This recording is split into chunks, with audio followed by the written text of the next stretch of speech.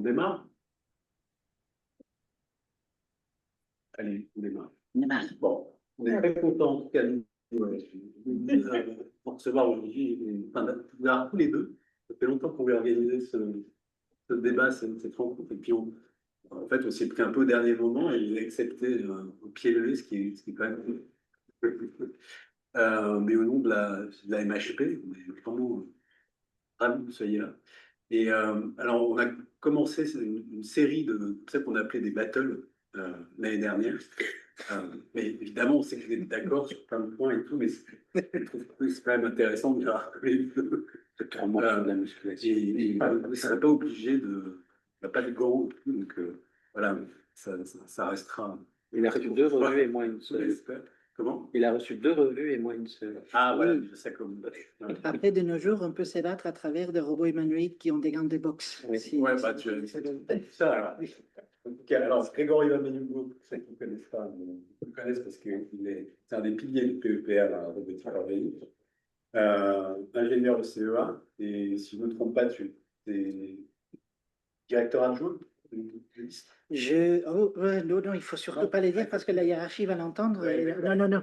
Je suis le chef du département intelligence artificielle et robotique. Ouais, oui. Ça, oui. Voilà, très bien. Et puis José Alloy, que on connaît aussi, qui est physicien, et on le connaît bien parce que avec Julien, on avait fait une interview de José dans le numéro Futurophonie. Et José a la particularité de connaître très bien la robotique, parce que tu es passé par là, voilà, en tant que physicien.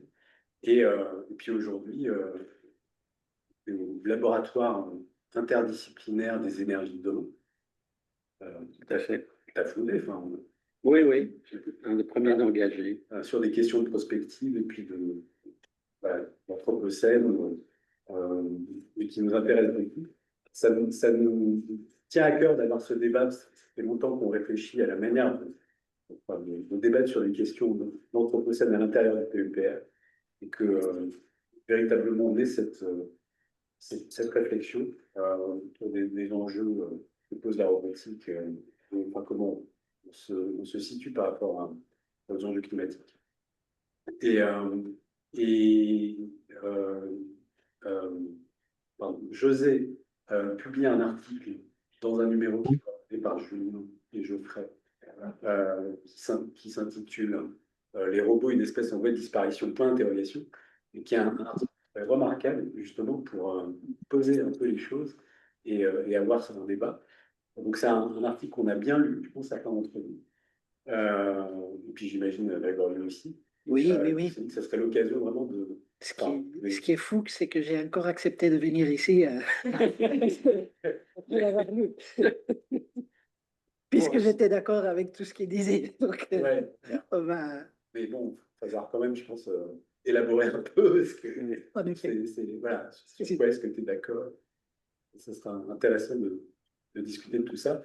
Bon, on a isolé un peu des problématiques. Enfin, on s'est dit qu'on pouvait avoir la discussion en 3 temps, en gros. Parce qu'il y avait un aspect qui était très intéressant dans l'article, qui est en fait de réévaluer, enfin d'évaluer la robotique au prisme du vivant. Donc ça, c'est un des. Voilà.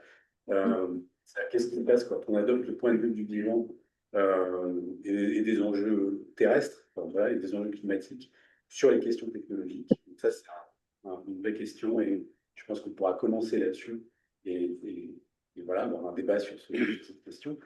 Il y avait un deuxième aspect aussi qui me paraissait intéressant, qui était alors ce que José appelle le projet de la robotique, au fond. Alors de savoir si la robotique a un vrai projet ou un projet inconscient, si elle suit une ligne inconsciente, ça c'est une question qui nous intéresse, parce que c'est pas toujours, enfin c'est une question sociologique et en même temps civilisationnelle, voilà, qui est posée, je dirais, à la fois aux sciences sociales et puis aux sciences de la Terre. Et puis il y avait un troisième aspect, je prends mon papier, qui était alors, peut-on sauver les robots ou les réimaginer, enfin, à partir de leur métabolisme? qui est une notion clé que tu proposes. Il y a plusieurs notions qui sont très intéressantes dans l'article de José. La notion de chimie sèche, la notion de métabolisme. Il y a quoi encore? Le génie ingénierie que José déplace dans la nature, chez les humains. Voilà, c'est des notions qui me paraissaient intéressantes à aborder, qui peuvent servir de point de départ. Alors peut-être la première question qu'on avait envie de poser, c'était, peut-être que José, tu peux commencer par répondre. Quel changement s'opère quand on pense métabolisme et chimie et plus globalement les enjeux de la robotique actuelle à partir du vivant?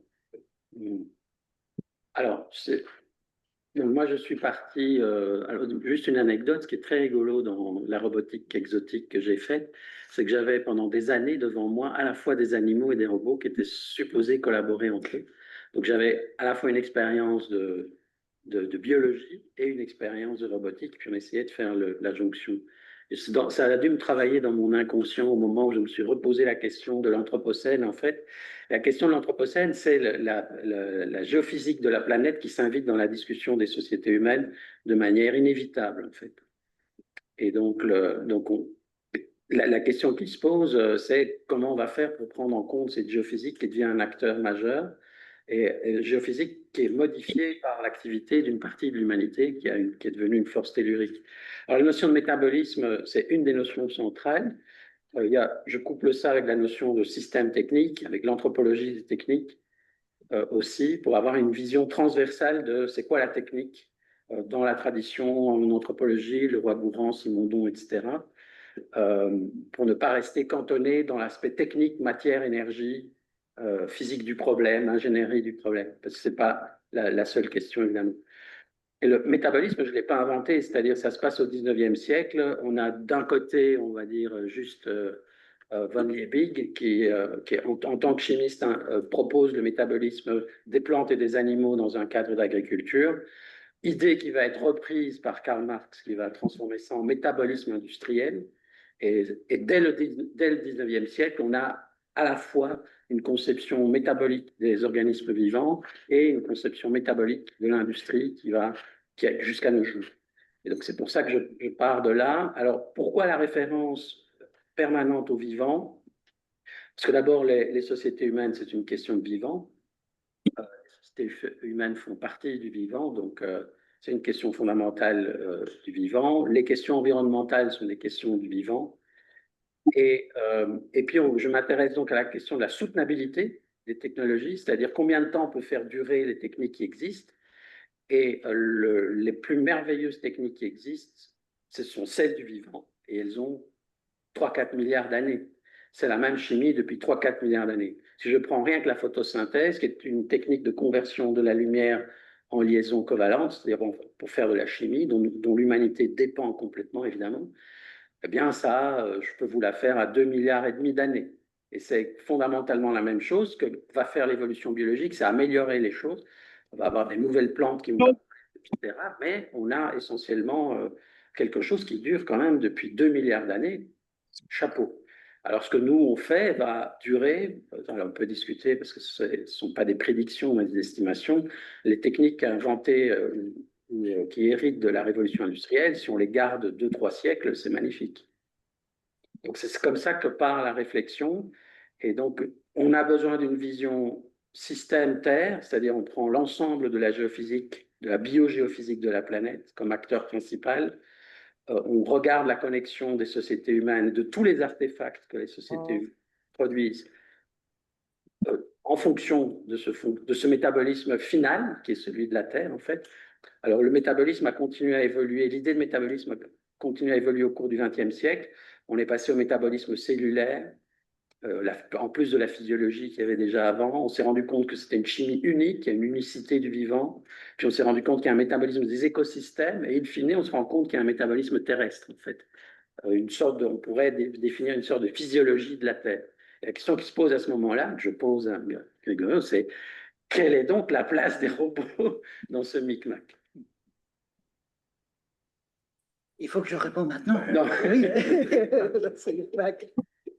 Alors, il y a il y a des choses très, très intéressantes. Et quand j'ai lu l'article de José qui me sont venus à l'esprit tout de suite, c'est qu'en effet, le vivant, on dit le vivant, c'est la série de réactions chimiques, l'électrochimie un peu mouillée qui a rendu possible d'avoir des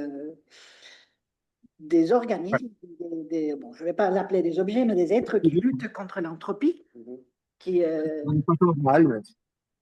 Qu'est-ce qui se passe? Il y a quelqu'un... Il parle à C'est un micro qui n'est pas C'est un micro qui n'est pas coupé. Il parle à sa voisine. Oui. Et... Oui, donc, ont eu beaucoup de succès, évidemment. On ne peut pas dire qu'il y en a une forme en particulier qui a eu plus de succès, mais quand ça a du succès, ça se répand un peu partout. Il y a des lois exponentielles parce que ça se reproduit tout seul. Et après, quand il y a le météorite qui arrive, changement de température, etc., il y a peut-être une autre qui va prendre la place, mais toujours sur ce même système. Donc finalement, c'est un métabolisme qui, et je pense, je sais, tu le dis dans ton article, il optimise pour l'efficacité énergétique parce qu'on ne sait pas quelles sont les ressources qu'on va avoir, parce qu'on ne sait pas quelles sont les choses qui vont changer. Et donc, quand les choses changent, il y a une autre forme de vie, mais c'est toujours le même principe. Et l'humain, à la base, c'était ça aussi.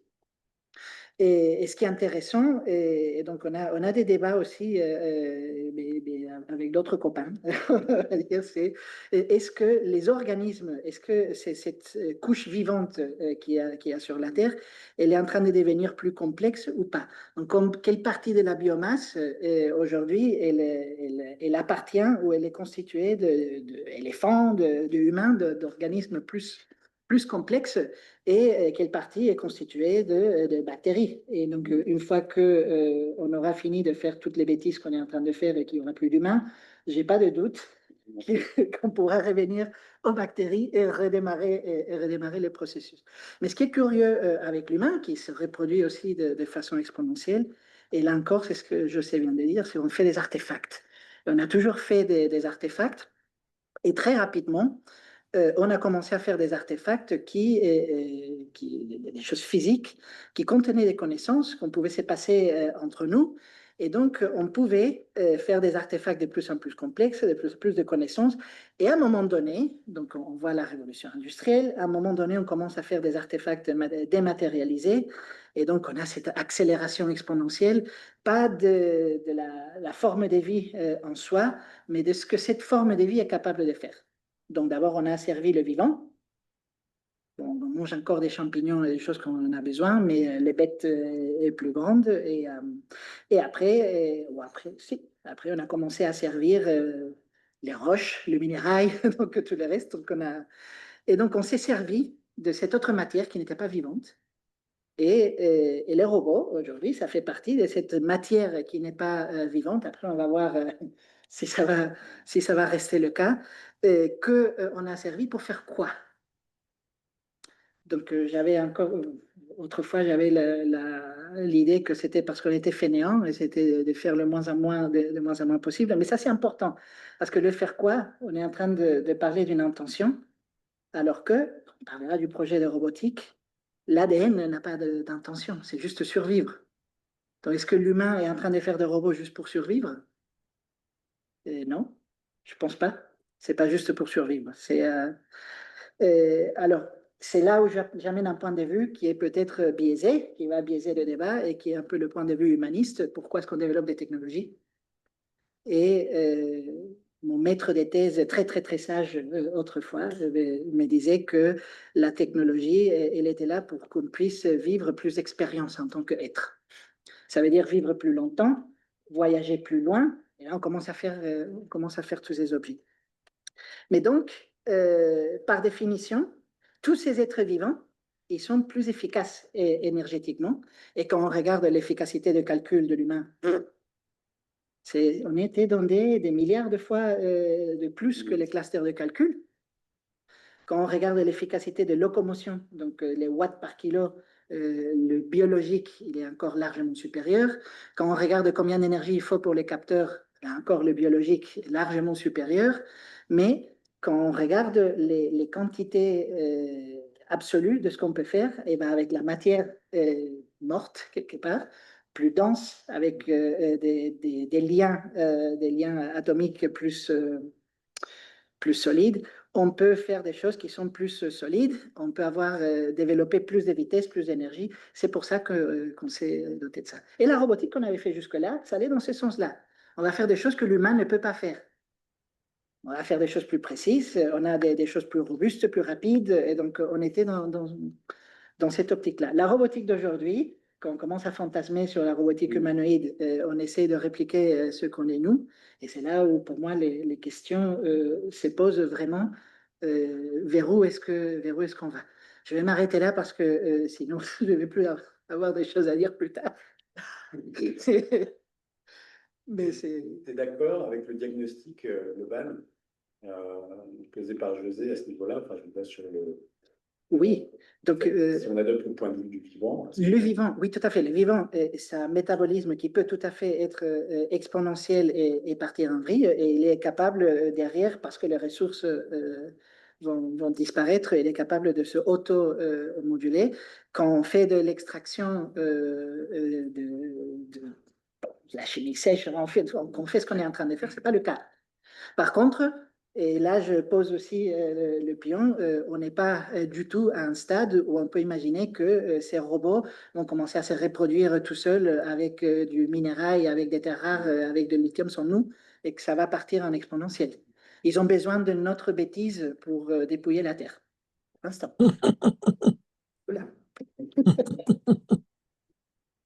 Il y a juste une question que je voulais, une remarque que je voulais ajouter là-dessus, c'est donc, moi je ne suis pas militant ni écologiste, d'ailleurs je parle rarement de problèmes environnementaux en fait.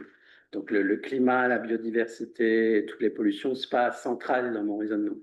Donc je ne suis pas non plus technophobe, c'est-à-dire je milite contre rien en fait, ni pour d'ailleurs. J'analyse en se disant, bon, la question qui se pose pour la technique qui est centrale dans les sociétés humaines, c'est sa durabilité d'une part, et après sa soutenabilité d'autre part. Donc, ne fût-ce que la durabilité, c'est-à-dire est-ce que ça peut durer longtemps dans le temps, indépendamment des questions environnementales, la réponse est non. Et la réponse est non pour deux raisons. C'est parce que une raison principale qui est on utilise des fossiles, pas les animaux fossiles, mais les combustibles fossiles ou les minéraux, donc fossiles, c'est-à-dire extraits de la terre, qui sont des stocks. Alors, les combustibles, l'avantage qu'ils ont, c'est qu'une fois qu'on les a brûlés, ils disparaissent et on ne peut pas régénérer à l'échelle humaine, des sociétés humaines, les quantités qui ont, de pétrole, de charbon et de gaz qui ont été générées au Carbonifère et au Dévonien. Donc, il va y avoir un épuisement. Et en fait, les technologies actuelles, et les technologies numériques sont l'archétype de la technologie zombie, c'est-à-dire elle est morte vivante. Elle est vivante parce qu'elle continue d'envahir le monde, comme on le voit tous les jours, mais elle est morte parce qu'elle est vouée à disparaître, parce qu'elle contient elle-même sa fabrique d'épuisement. C'est-à-dire son métabolisme ne peut induire que la rareté et, in fine, l'épuisement.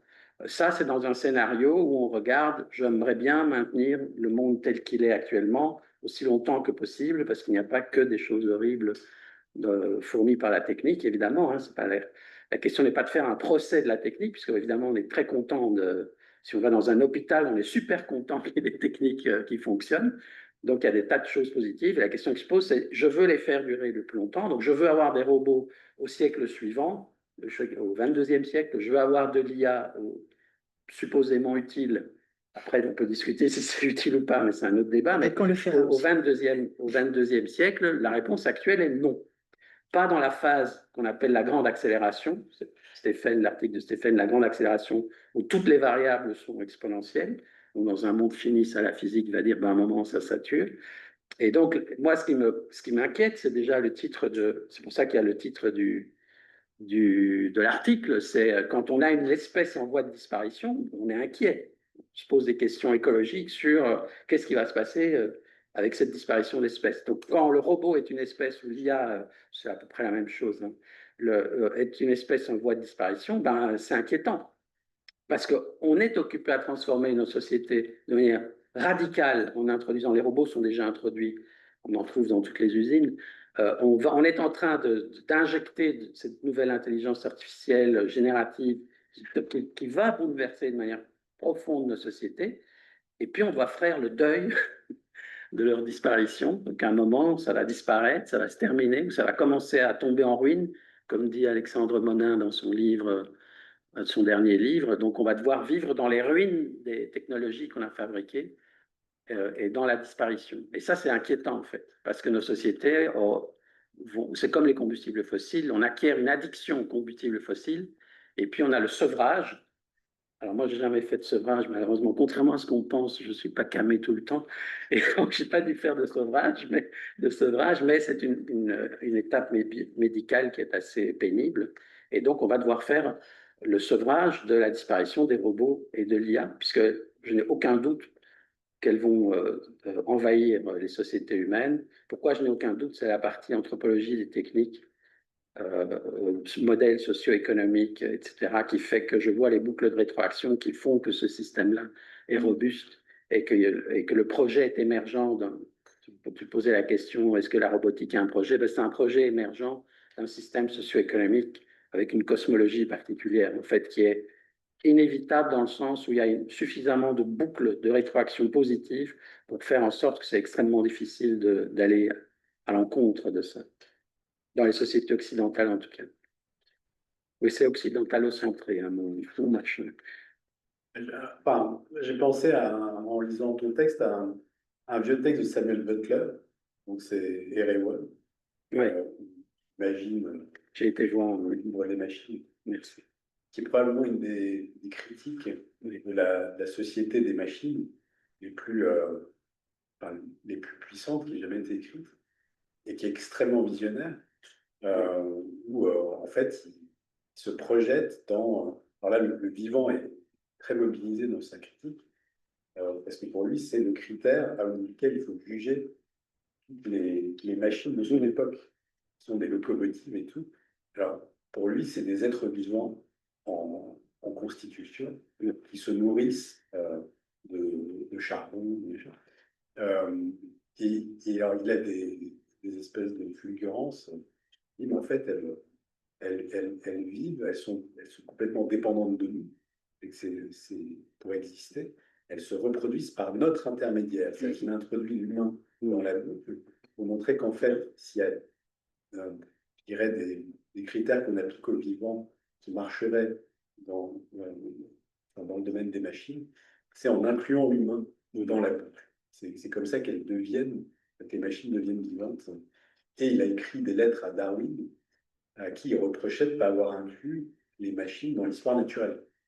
Donc c'était berger et alors, parce que ce que ça m'a inspiré ton idée, c'était que, parce que dans le vivant, il y a aussi des couches. Par exemple, les virus, c'est pas vivant, mais ça va parasiter les cellules.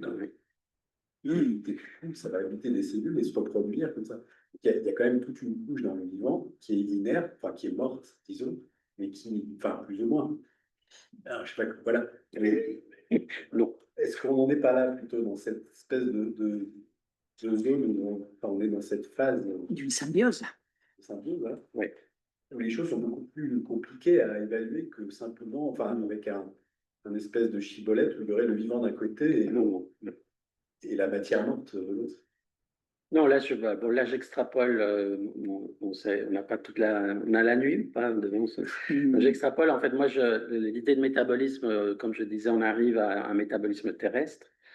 Certains auteurs parlent d'une physiologie terrestre qu'on pourrait décrire, qui est sous-jacente aux sciences du système Terre. Et en fait, moi, j'en arrive à la conclusion, mais je ne suis pas le seul non plus, il y a des gens qui s'intéressent en astrophysique. Ce qui est intéressant, c'est qu'on vit une époque où on s'intéresse beaucoup à qu'est-ce que la vie. On se réintéresse à cette question à cause des exoplanètes, etc.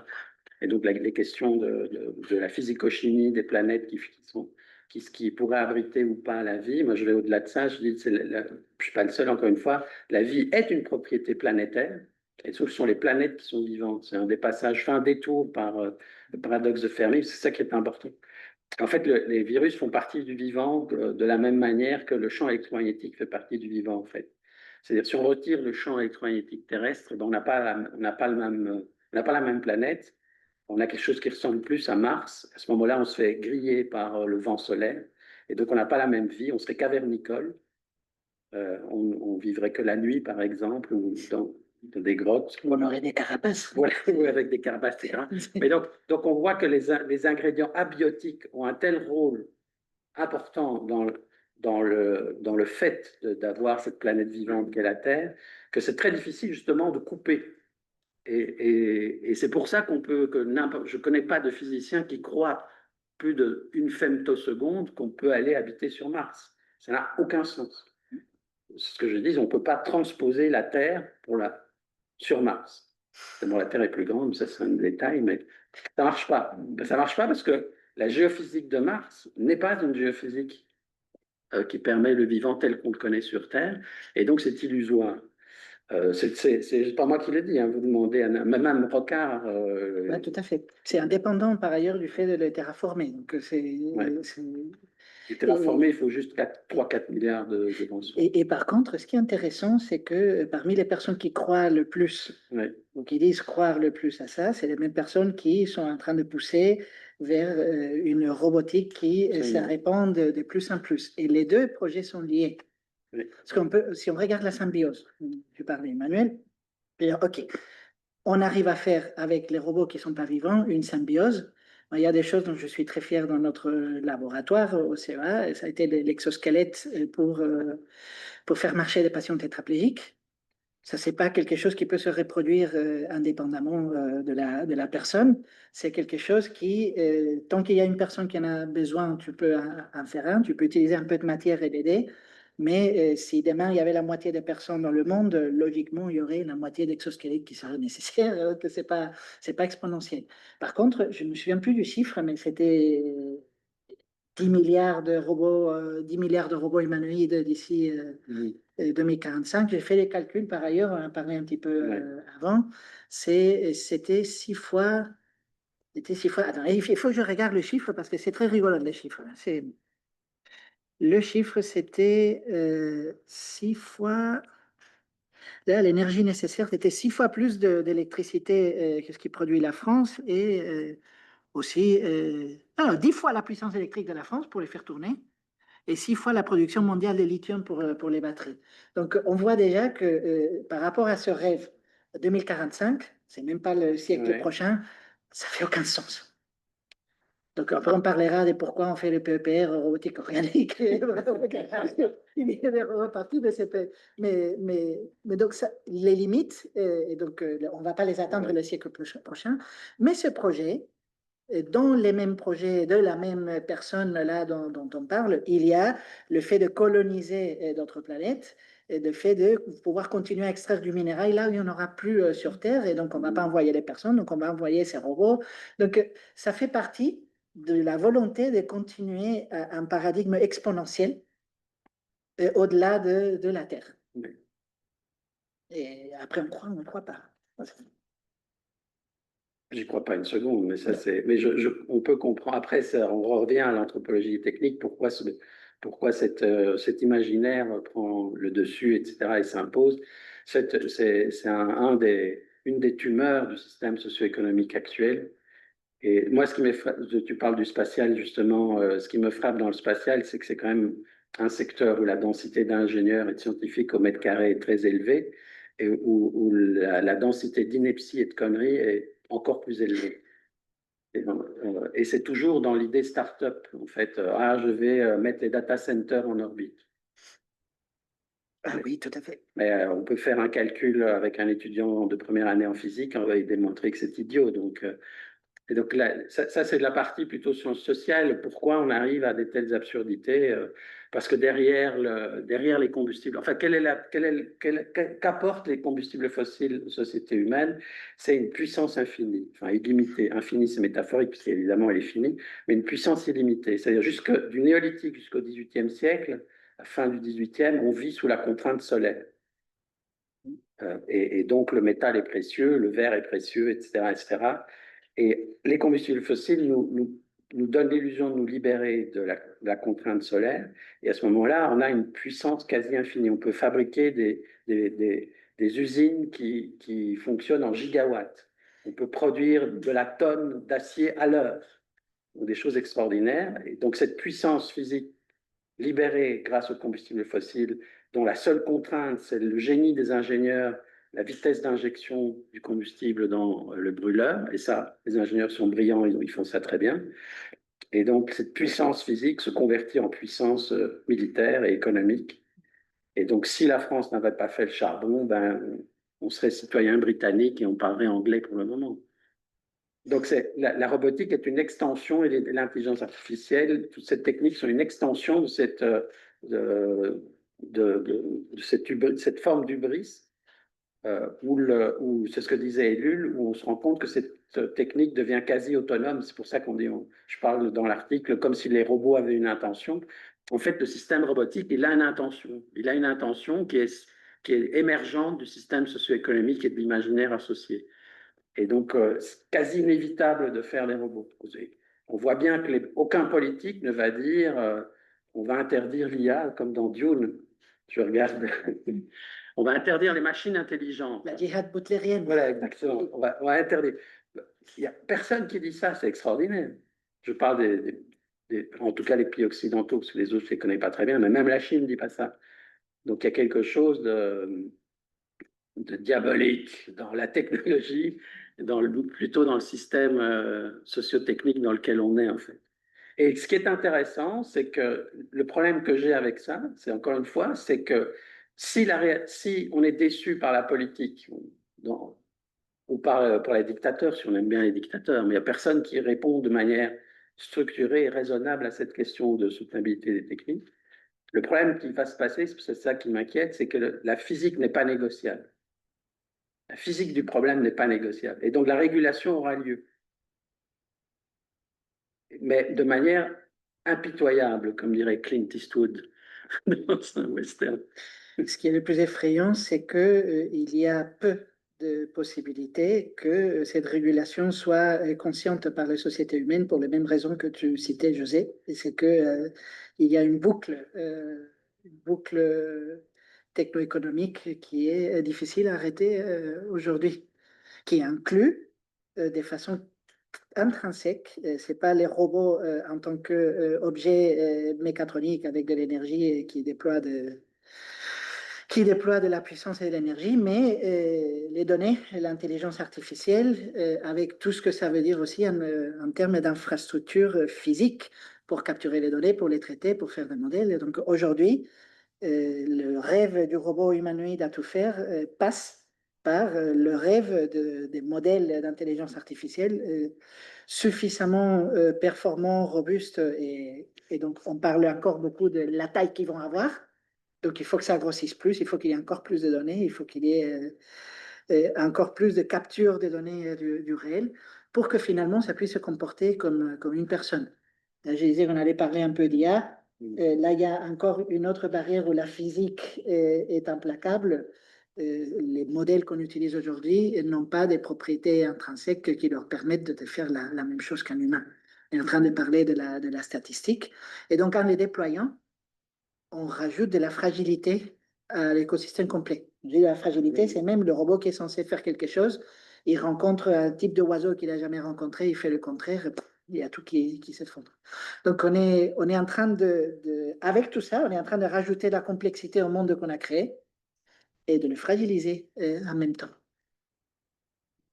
Alors, comment on fait quand on est roboticien ou ingénieur, comme toi? Donc, si tu partages le constat de José sur tu vois, le vivant et puis sur le projet inconscient de la robotique, enfin, le projet civilisationnel, comment est-ce qu'on fait? Oui, alors je vais dire d'abord une chose. Quand j'ai rencontré José pour la première fois, je voulais l'inviter pour venir parler à mes équipes au CEA et après j'ai changé d'opinion. Parce que je me suis dit que si jamais il venait, il y allait y avoir une dizaine de démissions, donc peut-être la mienne, parce que ce qu'il disait faisait trop de sens. Par contre, là, maintenant tu le sais. Je suis toujours volontaire Si pour déprimer les gens. Je sais, mais je te le dis en public, comme ça, c'était pas mal intentionné. Mais donc, j'apprends le problème de la façon suivante. Donc, ce paradigme, cette boucle dont on parle maintenant, qui est une boucle exponentielle, le robot plus IA, et les reproduire, je suis prêt à accepter ce que je sais dit par rapport au projet. tant qu'on dit que c'est quelque chose d'inconscient. Le problème, c'est qu'il y a des consciences humaines et pas un nombre tellement grand derrière tout ça. Je dirais une confluence d'intérêts, mais il y a une autre robotique. Et donc, quand on parle de la robotique symbiotique, on pourrait dire, je vais faire une petite réduction à l'absurde, c'est pas tellement différent de l'être humain des cavernes qui utilisait un caillou pour aller chercher quelque chose. On est en train de se servir de quelque chose qui n'est pas vivant pour augmenter ce qu'on est en train de... ce qu'on fait.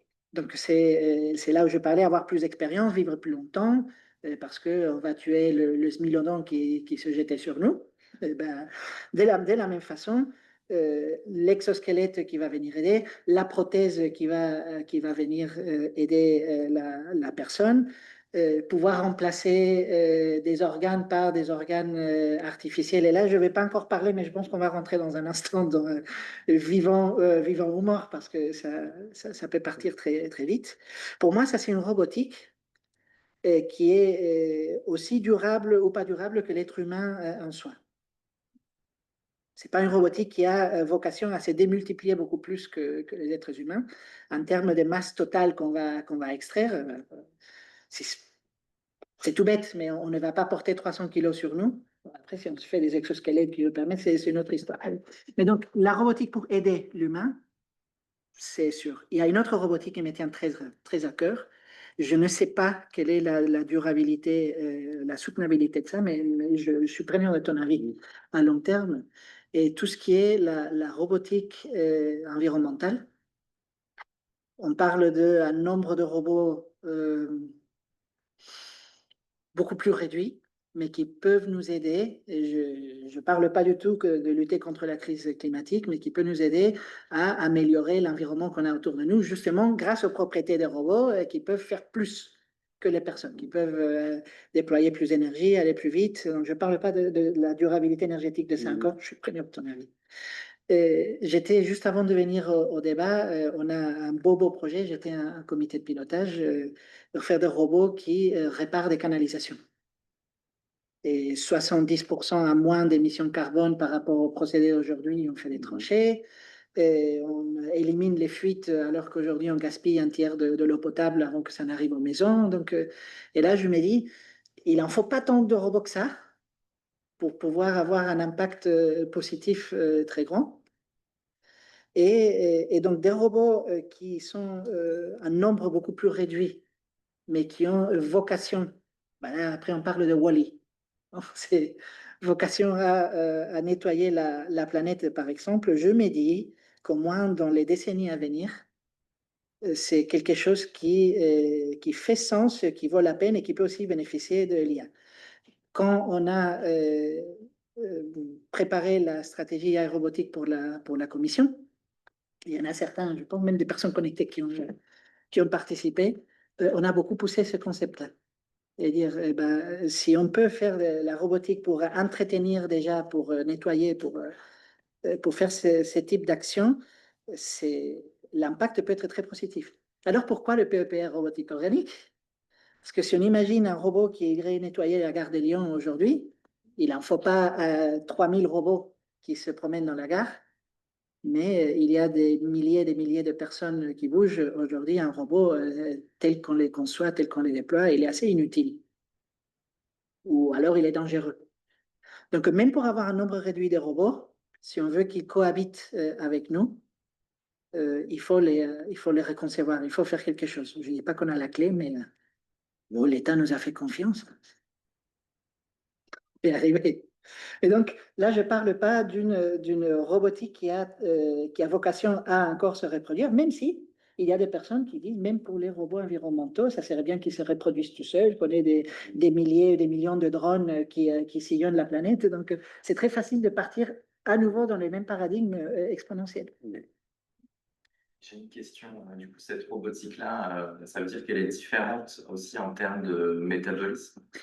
Pour l'instant, elle ne l'est pas. Au moins à niveau individu. Oui. Mais moi, j'étais dans. Alors, il faut changer le métabolisme industriel complet là, de l'ensemble de la technosphère actuelle. Donc, j'étais co-organisateur dans le comité d'organisation d'une conférence de robotique très exotique qui s'intitule Living Machines.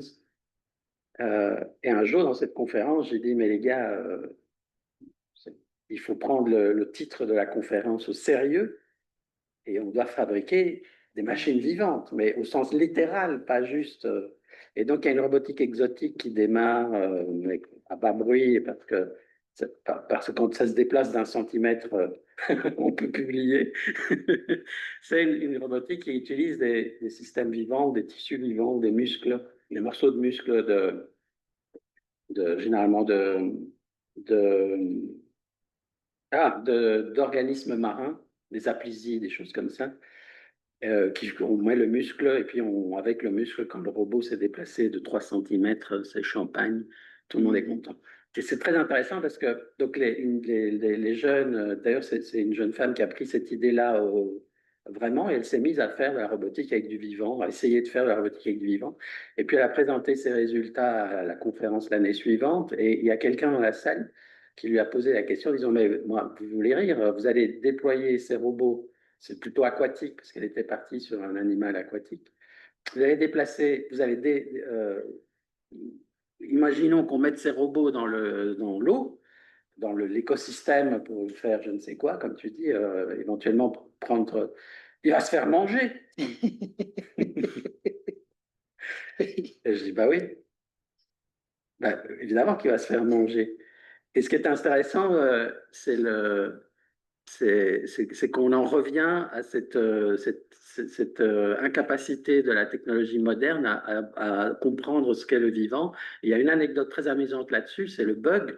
Je vous rappelle le bug informatique, c'est l'animal, le cafard, etc., qui vient grignoter le câble, et puis ça fait un court-circuit et la machine plante.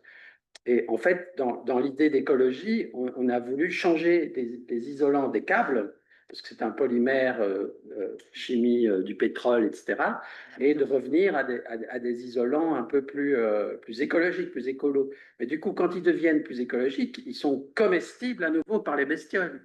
Et donc les militaires, qui eux sont des grands friands de technologie, se disent, on ne va pas mettre ça dans nos machines.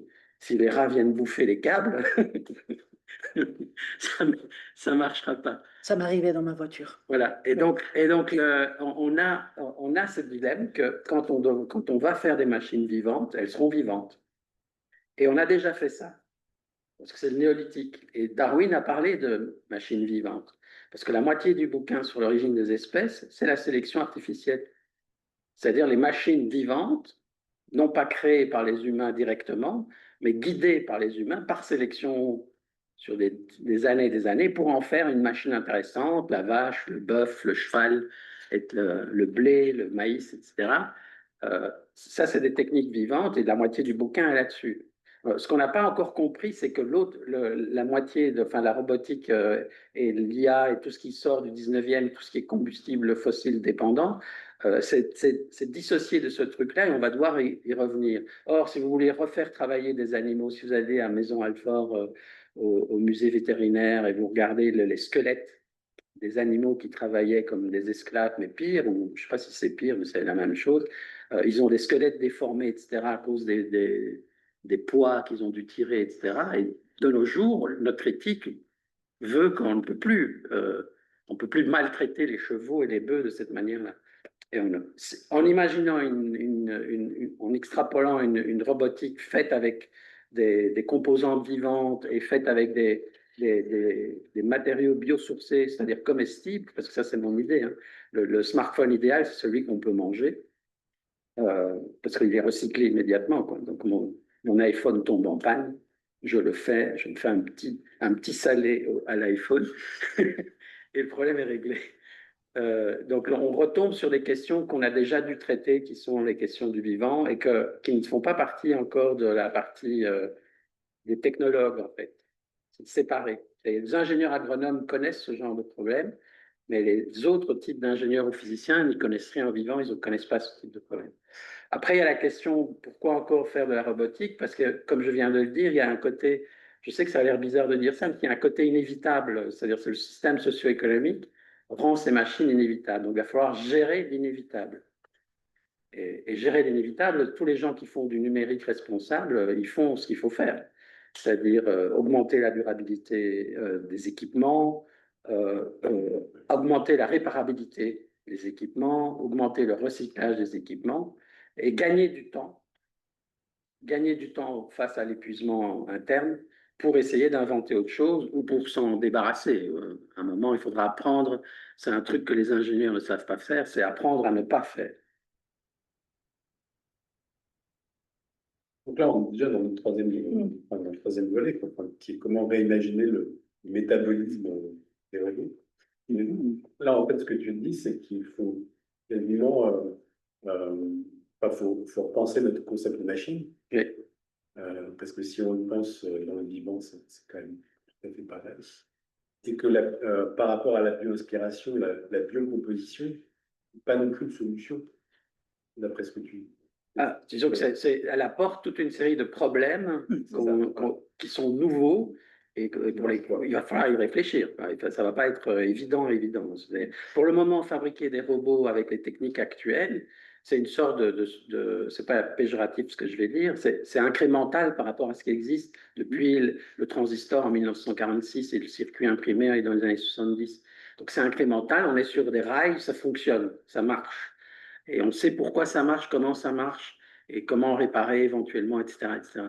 L'autre robotique imaginaire, c'est pour autant qu'on en veuille une, parce qu'on pourrait aussi s'en passer, on ne sait pas, le robot comestible qui se fait bouffer par le chien, ce sera rigolo, ça. Le Roomba, au lieu de l'aspirateur robot comestible, il faudra apprendre au chien à ne pas manger le Roomba.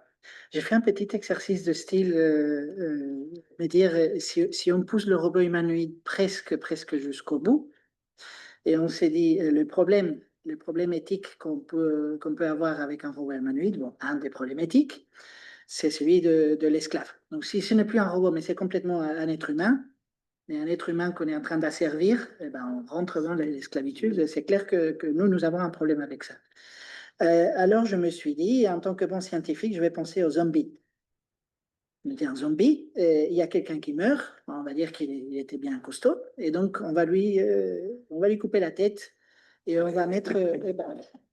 Frankenstein. Oui. Frankenstein 2. Mais on va mettre un Nvidia Jetson à la place de la tête. Donc on va lui mettre un ordinateur à la place de la tête. Donc on sait qu'on n'est pas en train de faire souffrir un être humain. Et on va le déployer, il va avoir une tête d'Optimus, donc quelque chose d'assez agréable. On peut lui mettre une salopette bien futuriste et ça va ressembler beaucoup au robot humanoïde qu'on voit aujourd'hui, mais avec la chimie, il faudrait voir comment on pilote tout ça. Hein, mais donc, on a ça. Et quelle serait la différence entre ça et le robot humanoïde qu'on essaye de faire aujourd'hui avec du lithium et compagnie? Je me suis dit, bon, un robot comme ça, il devrait manger quand même parce que c'est des cellules qui restent en vie, sinon il va pourrir. Donc je devrais dépenser, mais je vais pas aller chez Grand Frais pour l'alimenter. Je vais probablement prendre quelque chose de pas cher. Mais ça coûterait pas mal. Il devrait probablement dormir pour avoir des processus d'évacuation, même s'il n'y a pas de cerveau. Donc, il va falloir l'héberger quelque part, mais je pourrais les mettre dans une boîte s'il ne va pas être claustrophobe. Donc, à la fin, on s'est dit combien à moins ça coûterait qu'une personne, puisqu'on est en train de dire on va remplacer l'humain par le robot ou un robot qui est presque complètement biologique, mais qui fait la même chose que l'humain. Et bon, je ne vais pas vous dire les résultats des calculs parce que c'était une bêtise, mais ce n'est pas très intéressant. Et il y a plein de problèmes pour faire ça. Donc là, tu prends littéralement la notion de technologie zombie. Oui, en effet, ça c'est le zombie. Les zombies avec biosource. Mais l'idée était venue de Volta. Donc, si vous vous souvenez les expériences qu'il faisait avec les cuisses de grenouille, Volta, il n'était pas suffisamment tordu, comme moi je le suis, pour dire qu'est-ce que je peux faire avec les cuisses qui bougent. Tu as une robotique hybride, bio-hybride, tu sais, où les gens prennent des organismes, ils greffent dessus. C'est déjà le cas. Ce qui avait choqué dans les projets où je suis, comme il y avait des interactions animaux-robots, il y a des biologistes, ils trouvaient ça incroyable qu'on autorise de fabriquer des cyborgs, mais c'est-à-dire on prend des insectes parce qu'ils ne sont pas protégés par les lois sur l'expérimentation animale et on les transforme en robots. Exactement ce que tu dis. Oui. Ah, oui, oui. On leur greffe dessus un circuit électronique, etc., qui permet un contrôle à distance. Sans les tuer. Sans les tuer, oui. Après, il faut les garder vivants parce que justement, il faudra les nourrir. J'ai nourri des blattes, moi. Voilà. On savait qu'il y aura un moment où lire. C'est ça. Je veux dire, la robotique avec du tissu vivant, elle est marginale, mais elle existe en laboratoire, je veux dire. Hein. Ça fait partie de la recherche. La robotique biohybride, c'est-à-dire ce que tu disais, c'est-à-dire un vivant sur lequel on greffe de l'électronique, elle existe, à bas bruit aussi, et elle pose des tas de questions intéressantes. Mais moi, je reviens à l'histoire de que font les robotiques, que devraient faire les roboticiens actuellement, en fait, c'est ça. Parce que moi, je ne milite pas contre la robotique et je présente ça, c'est critiquable ce que je dis, parce que je le présente de manière fataliste, c'est-à-dire une sorte d'inévitable, alors que ça veut dire que je ne crois pas à la politique. Enfin, la réponse est non, mais c'est trop long pour expliquer ici. Mais les ingénieurs, ils doivent apprendre à concevoir pour ne pas faire, à concevoir orienté milieu, mais ça c'est la partie Leroy-Gourand, etc. Mais c'est mon don. Donc, concevoir milieu, concevoir à ne pas faire et concevoir ce qui va disparaître. Pour être prêt à la disparition, en fait. Et bon, on se prépare tous à la disparition en tant qu'être humain. On sait qu'à un moment, les êtres humains disparaissent. Et donc, ça change la manière de concevoir avec les techniques actuelles. C'est-à-dire qu'il ne faut pas nécessairement une révolution complète de la robotique, mais concevoir parce que ça va disparaître, ou concevoir pour éviter l'obsolescence, pour que le système dure le plus longtemps possible, pour le temps qu'on ait le temps de réfléchir si on s'en débarrasse complètement. Et alors là, il faudra concevoir la disparition, ou si on aura le temps de concevoir autre chose qui sera plus vivant, plus durable sur quelques siècles ou des millénaires, comme je dis, si c'est intéressant ou pas intéressant. Donc ça, et ça, comme je donne cours dans une école d'ingénieurs, pour le moment, la formation d'ingénieur n'inclut pas ça. C'est de sky's the limit. Tout ils suivent le mot d'ordre de Condorcet dans son panégyrique de l'humanité. Donc on invente tout ce qui est possible à inventer, on l'invente. On est dans ce truc-là, et maintenant il faudrait inventer, concevoir pour disparaître, et concevoir pour faire durer, alors que vous avez un smartphone par an, ce qui devrait être interdit, mais bon. Non comestible, parce que si c'était un smartphone comestible par an, on serait obèse, à force de manger des smartphones. D'accord avec ça, le grand concevoir à ne pas faire. Et je suis d'accord, mais j'aimerais bien savoir comment nous y prendre. Voilà. Parce que c'est l'âme de l'ingénieur, c'est de dire j'ai des outils,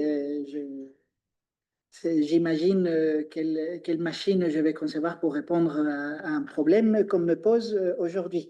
Et les problèmes qu'on me pose pour après-demain, ils vont pas me rapporter de l'argent aujourd'hui, donc je peux me permettre d'y penser juste dans mon temps libre, alors que l'effort nécessaire serait très considérable pour pouvoir imaginer cette robotique qui va durer plus longtemps. C'est difficile à imaginer parce que si on reprend la vision systémique, c'est-à-dire si on reprend le système technique complet avec toutes les dimensions, l'aspect physique, énergie, matériaux, mais l'aspect cognitif, etc., l'aspect socio-économique, y compris la géopolitique, l'aspect cosmologie, imaginaire, etc.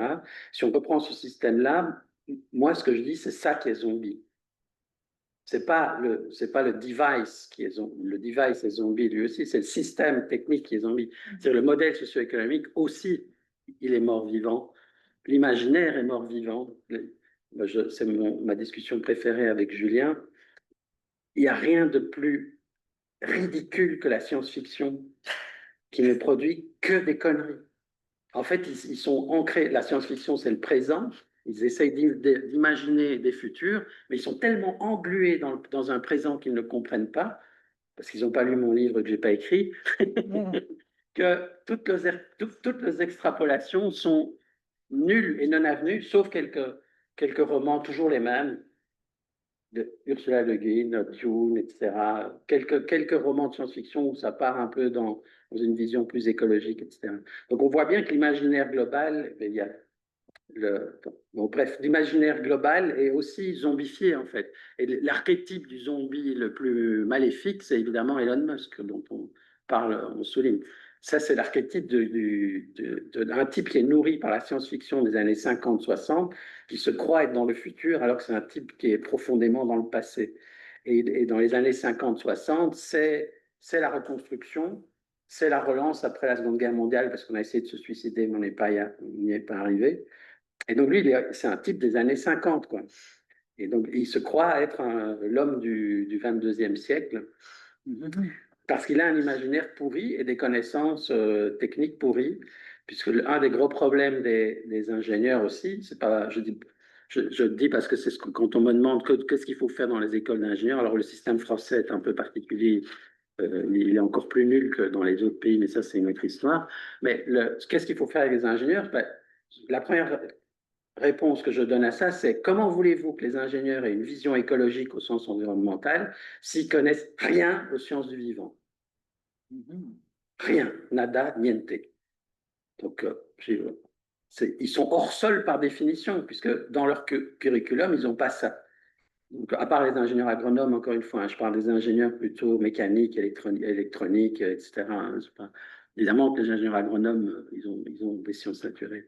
Et donc ça, c'est une première chose de culture, cette notion de transversalité. C'est-à-dire, l'ingénieur ne doit pas devenir biologiste, mais il doit au moins avoir une culture scientifique de base pour comprendre ce que les sciences du vivant vont lui raconter, pour comprendre ce que l'écologie scientifique va pouvoir le faire, et pour pouvoir avoir des équipes mixtes où on a justement les sciences naturelles, la partie sciences sociales et la partie ingénierie. Et alors à ce moment-là, on aura des projets. Tu vois, le problème dans le PEPR, vous avez commis une erreur monstrueuse. Vous avez invité des sciences sociales. Oui. C'est la merde. Ils arrivent avec une vision critique des choses. Faut pas faire ça. C'est exactement à ça que j'ai pensé. On n'en serait pas là ce soir. Mais il y a des belles choses pour moi. Je ne dis pas que c'est la panacée, mais dans le système américain du major et minor. Et j'ai vu des belles choses sortir. Donc, par exemple, Julie Shah au MIT, qui avait fait des études d'ingénierie aéronautique, parce qu'il n'y a pas que des idiots dans l'aérospatial. Non, bien sûr. Tu en parlais avant, je suis ingénieur aérospatial. Oui. Le système économique, pas les ingénieurs. Justement, il y a beaucoup d'ingénieurs et de physiciens qui ont des savoirs réels, et puis le monde socio-économique raconte n'importe quoi. C'est comme mettre les panneaux solaires en orbite. Tu vois, oui. Et elle, par contre, c'était minor en psychologie. Voilà. Et donc, elle a commencé à concevoir une écologie de l'humain-robot, de la confiance mutuelle, des choses qui ont mené à des résultats plutôt très, très, très intéressants. Mais la plupart d'ingénieurs ne sont pas formés de cette façon-là. Et je suis complètement d'accord avec toi sur Elon Musk et compagnie par rapport à cette science-fiction qui était désespérément à la recherche de continuer ces paradigmes des années 50 où là, on a dépassé l'écueil et là, c'est la croissance à l'infini. Demain, on sera dans les étoiles. Et aussi une énergie infinie. Et une chose qui me paraît très curieuse, c'est pas les investissements des États, mais les investissements des géants de la tech dans l'énergie de fusion. Parce que pour moi, voir que Sam Altman met des énormes tickets dans des startups qui promettent d'ici, c'est toujours d'ici 5 ans, on va voir la fusion, ça n'a rien à voir avec les tokamaks. Depuis que je suis étudiant en physique, c'est dans les 10 ans qui En effet. Donc on le propose. Moi, j'étais étudiant au siècle passé. Mais pourquoi? Parce qu'ils se disent comme ça, au moins on s'enlève, on met l'abondance d'énergie à nouveau et on peut être tranquille par rapport à la croissance de ces paradigmes. Et donc pour moi, investir des tels tickets dans, et là je ne vais pas juger sur les mérites de chaque technologie, mais des startups Je ne devrais pas parler de fontaines à chocolat et des tables de ping-pong dans ces lieux, mais des startups comme ça qui disent qu'ils vont faire de la fusion qui va marcher très bien alors qu'ils sont en mode start-upper et qui ne connaissent pas peut-être grand-chose à la complexité. Pour moi, ça relève du désespoir. Ça relève de quelqu'un qui voit que le paradigme même qu'il est en train de pousser, qui est important pour lui d'un point de vue économique, Oui. il est plus durable à horizon moins de 10 ans. Et je suis d'accord avec toi, et ils commettent une deuxième erreur. Et s'ils avaient un peu de science du vivant, ils verraient la deuxième erreur. C'est-à-dire que ce n'est pas une question d'énergie. Ce n'est pas une question que d'énergie. Évidemment, il faut de l'énergie. C'est une question de puissance, c'est une question de matériaux. C'est-à-dire le vivant n'est pas fait avec n'importe quel matériau. C'est le fameux schnops avec lequel je martyrise tous les étudiants. Donc carbone, hydrogène, oxygène, phosphore, soufre, azote. Et donc, j'ai eu cette discussion avec un autre collègue qui m'a dit, et je lui ai dit, il n'y a pas d'autre forme de vie possible qu'avec cette chimie-là. Il m'a dit, ouais, affirmation péremptoire. Et je dis, mais non, parce que comme je m'intéresse à la question de l'origine de la vie depuis que je suis étudiant, malgré ce que mes profs me disaient, en fait, on n'a jamais trouvé une autre chimie. Si on prend c'est que la chimie du carbone, si on prend le silicium qui est juste en dessous dans le tableau périodique, il est légèrement, donc c'est les mêmes propriétés chimiques a priori, mais il est légèrement plus gros puisqu'il est en dessous dans le tableau périodique. Et comme il est légèrement plus gros, ces liaisons covalentes ne sont pas les mêmes. Ce n'est pas du tout la même chimie que la chimie du carbone. Et donc, en fait, le problème, dès qu'on fait des machines minérales, elles sont destinées à disparaître. Et j'ai trouvé cette idée-là dans mon collègue historien médiéviste qui m'a filé un article en disant « Tiens, ça devrait t'intéresser ». C'est François Sigaud qui a calculé la limaille de fer au XIXe siècle en France dans l'agriculture. La limaille de fer produite par usure du fer à cheval, de la charrue, etc. Ça s'use comme les semelles de chaussures, mais ça part en limaille. C'est-à-dire qu'il n'y a personne qui va aller récupérer de la limaille de fer dans un champ de blé. Et puis, il arrivait à une quantité qui était de, si je me souviens de mémoire, il faudrait vérifier, 66 tonnes par an pour toute la France. Il avait fait son calcul. Mais c'est énorme. Et alors, j'ai commencé à écrire l'article que je n'ose pas publier parce que je ne veux pas déprimer tout le monde d'un coup. Ça ne se voit pas parce que la production de fer, elle est en gigatonnes par an, en fait. Donc, c'est totalement, pour le moment, la production minière est telle que ça passe de manière inaperçue. Mais quand on revient au vivant, on utilise du fer. C'est l'atome qui est dans l'hémoglobine qui nous permet de faire le transport d'oxygène. Et donc, mais on l'utilise de manière diluée. Donc, comme dans le sketch de Bourvil, quand je fais ça, les étudiants me disent « Qui ?» connaissez pas Bourvil? Non. Mais c'est qui? Bon, ça va, je suis vieux. Donc, l'eau ferrugineuse, ou manger une plante, on a le fer qu'on veut. Là, toutes les techniques actuelles, elles passent par la concentration à 99, parfois plus. Hein, c'est le 11,9 de l'électronique. Donc, 11,9, c'est 11,9. Donc, c'est 99,999. Et il y en a 11. C'est la pureté du silicium qu'il faut pour faire l'electronic grade. Et donc, ça demande puissance et énergie pour faire ça. Mais il y a aussi le fait que quand c'est concentré, tout ce qui est dilué est perdu. Quand c'est dilué de manière à la façon limaille de fer, c'est perdu. Donc, j'ai fait un petit calcul. Puisque tu aimes bien les petits calculs, je dis, supposons qu'on a un métal et qu'on a fait l'effort de faire du recyclage qu'il faut faire et qu'on le recycle à 99%.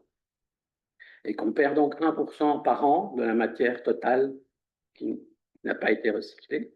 En un siècle, on a perdu 67% de la matière. Et où elle est? Ben, elle est sous forme de limaille. Et que dit le second principe de la thermodynamique? Inutilisable. Tu veux récupérer de la limaille? Tu vas en chier. Et il y en a qui essayent. C'est ceux qui essayent de récupérer l'uranium-235 de l'eau des océans. Il y a des tonnes d'uranium-235 dans l'océan, mais dilué évidemment. Et donc, il faudrait filtrer. Il faut d'abord inventer le filtre, mais ça, c'est pas très compliqué. Mais après, il n'y a plus qu'à filtrer tous les océans pour récupérer l'uranium-235. Et demain, le lithium. Exactement. Donc, on voit que le minéral concentré, presque pur, n'est pas utilisé par le vivant parce que sinon, on ne serait pas là en train d'en parler. Le vivant ne fonctionnerait pas plus que X milliards d'années. Et donc, c'est une chimie qui ne fonctionne pas. C'est pour ça que j'insiste, c'est la question que vous posiez sur la chimie sèche. Non, nous sommes une chimie mouillée, on est un sac d'eau rempli avec des trucs bizarres qui flottent dedans. Et un ordinateur, un smartphone, c'est pas ça, donc c'est destiné à disparaître. Parce que c'est la seule chimie que je connaisse. Après, je suis ouvert à toute proposition scientifique. C'est la seule chimie que je connaisse qui dure depuis 4 milliards d'années. Oui, mais je suis d'accord avec toi. Et tant que la quantité totale d'objets qu'on est en train de créer avec cette chimie sèche, elle reste d'une taille suffisante pour entamer les ressources. Pendant très longtemps, on était très peu nombreux, on avait besoin de peu d'objets. Et oui, c'était pas durable, mais on était tellement petit par rapport à la ressource globale. Mais ce n'est plus le cas. Ce n'est plus le cas. Donc, je suis d'accord avec toi, José. Je me dis, ça serait chouette si on arrivait à développer, hein, on rentre dans la dernière question, à développer une robotique qui soit basée sur le schnaps, mais pas sur des cellules. Oui, that is the question. Pour ça, il faut gagner du temps, parce qu'il va falloir mouliner. Donc, la mission du CEA, moi, président, je vous envoie une lettre de mission qui est, vous devez gagner du temps, il faut faire une robotique et une IA réparable avec une obsolescence diminuée, et vous devez freiner, faire des choix, freiner l'introduction de ces technologies, au lieu de vouloir les mettre partout, les mettre dans des endroits utiles. Et après, qu'est-ce que c'est utile, pas utile? C'est pas à vous de décider, c'est pas à moi non plus, hein. C'est à la société de décider dans un régime démocratique. C'est une question politique, c'est pas une question technique. Mais ça, c'est le vrai défi. J'ai un étudiant en physique qui est venu me voir et qui m'a dit, monsieur, je m'intéresse à la physique nucléaire. Et je dis, oui, c'est très bien, j'aime beaucoup aussi la physique nucléaire, c'est très rigolo. Il dit, oui, mais comme c'était avant la Covid, donc comme il y a beaucoup de critiques sur le nucléaire français, que c'est pas bien, les déchets, etc., est-ce que je vais encore faire de la physique nucléaire alors que j'aime bien, puisque finalement, il y aura peut-être plus de centrales nucléaires. J'ai dit, non, non, non, non, c'est pas comme ça qu'il faut raisonner. De deux choses l'une. Soit on décide de sortir du nucléaire et il faut des gens compétents pour sortir du nucléaire, parce qu'on ne sort pas de la centrale, on se dit allez, ciao, et on laisse le réacteur là. Soit on ne sort pas complètement du nucléaire et il faut des gens compétents pour sortir du nucléaire.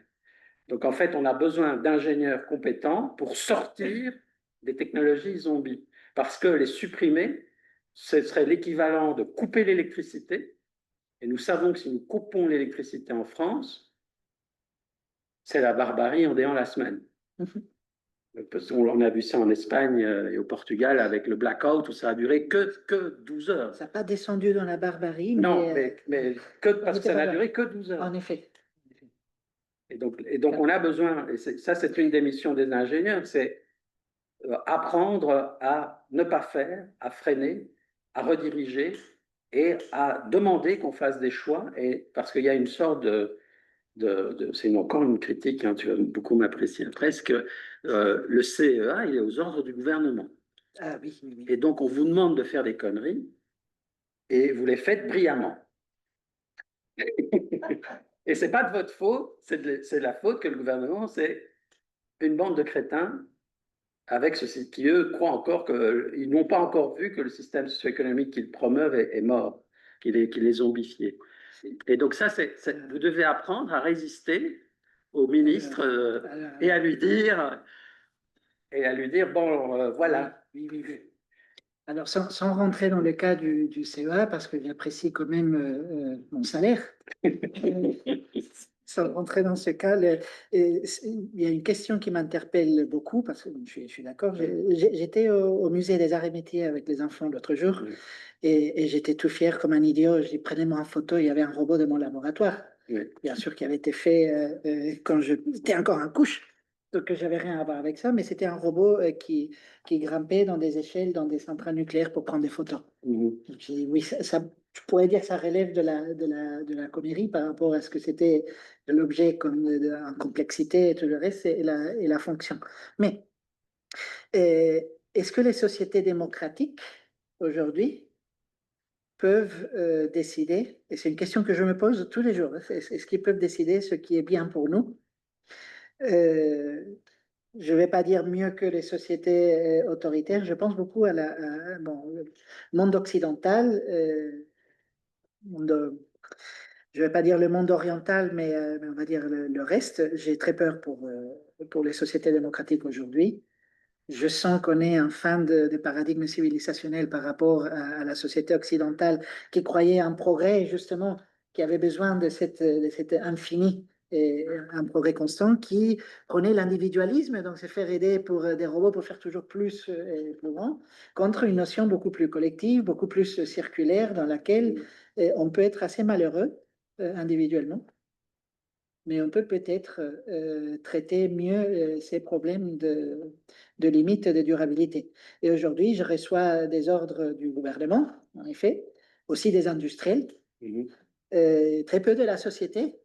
On dit que c'est presque dans les projets du PEPR où on nous a donné un petit peu d'oxygène pour imaginer ce qui pourrait être utile d'un point de vue social. Et dans les hautes instances du gouvernement, des entreprises, très souvent, les demandes viennent de LinkedIn. Oui. J'ai vu un robot qui fait des pompes sur LinkedIn et qui transpire, je veux la même chose. Donc, pourquoi? Ça existe, hein? Si vous ne l'avez pas encore vu.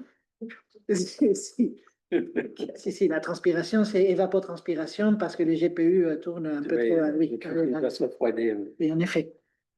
On va vers le vivant. mais donc, d'où va venir, donc est-ce que collectivement, on est capable de décider quelle robotique, quelle symbiose à niveau individuel, à niveau collectif on veut? Aujourd'hui, j'ai l'impression que même dans nos démocraties, ce qui dicte ce qui va arriver, ce n'est plus nous. Non, effectivement. Et qu'on est très manipulable par un autre phénomène, et je vais le décrire de façon un peu apocalyptique, mais c'est que grâce au numérique qu'on a créé au-dessus de nous, on est de plus en plus décorrélés de notre propre corps. On habite dans un monde numérique dans lequel on n'est plus conscient si on est en train de s'asseoir sur du chewing gum, on n'existe plus. Et donc là, on est en train d'accepter de l'information très rapidement tout le temps et je me demande par rapport à notre capacité de décision, vu le paradigme dans lequel on est. Je ne voulais pas plomber l'ambiance. C'est lui qui a commencé. Oui. Du côté sciences sociales, donc avec un collègue en géopolitique, on essaye de regarder, parce que les technologies actuelles, elles sont planétaires. Elles sont planétaires dans le sens qu'on a besoin de toute la planète pour les fabriquer, et parce que les usines se trouvent sur tous les continents et les ressources pour les faire sont... Et donc, c'est fondamentalement, n'importe quel objet technique actuellement, c'est fondamentalement un objet géopolitique. Avec les crises de souveraineté à la suite de la Covid, de la guerre avec la Russie en Ukraine, etc. Donc, c'est revenu à l'avant-plan. Et la réaction l'analyse que l'on fait, c'est que la réaction actuelle, c'est le retour au 19e siècle et aux empires, l'impérialisme. On voit ça aux États-Unis avec un impérialisme affirmé de Trump assez autoritaire. Et nous, ce qu'on dit, c'est que justement, sur une planète vivante, ça ne marche pas, ce truc-là, c'est destiné à disparaître. Et quand on regarde le vivant, bien sûr qu'il y a de la prédation, bien sûr que les lions mangent des antilopes à un moment, etc., etc. Mais c'est pas, il y a 6 autres manières d'exister dans le vivant que la prédation. Et donc, la géopolitique ne devrait pas être une géopolitique impérialiste linéaire, elle devrait être une géopolitique en réseau, parce que le fonctionnement de la planète est en réseau et en système, en fait. Donc, il y a une transformation politique gigantesque qui devrait être faite. Donc, comme je suis optimiste, elle se fera peut-être, mais moi, ce que je dis les jours où je suis pessimiste, c'est cause toujours, la physique s'imposera. Et quand le cuivre sera dispersé de manière stupide et qu'on n'en aura plus, il n'y aura plus d'électricité. Ou ça va être compliqué d'avoir l'électricité.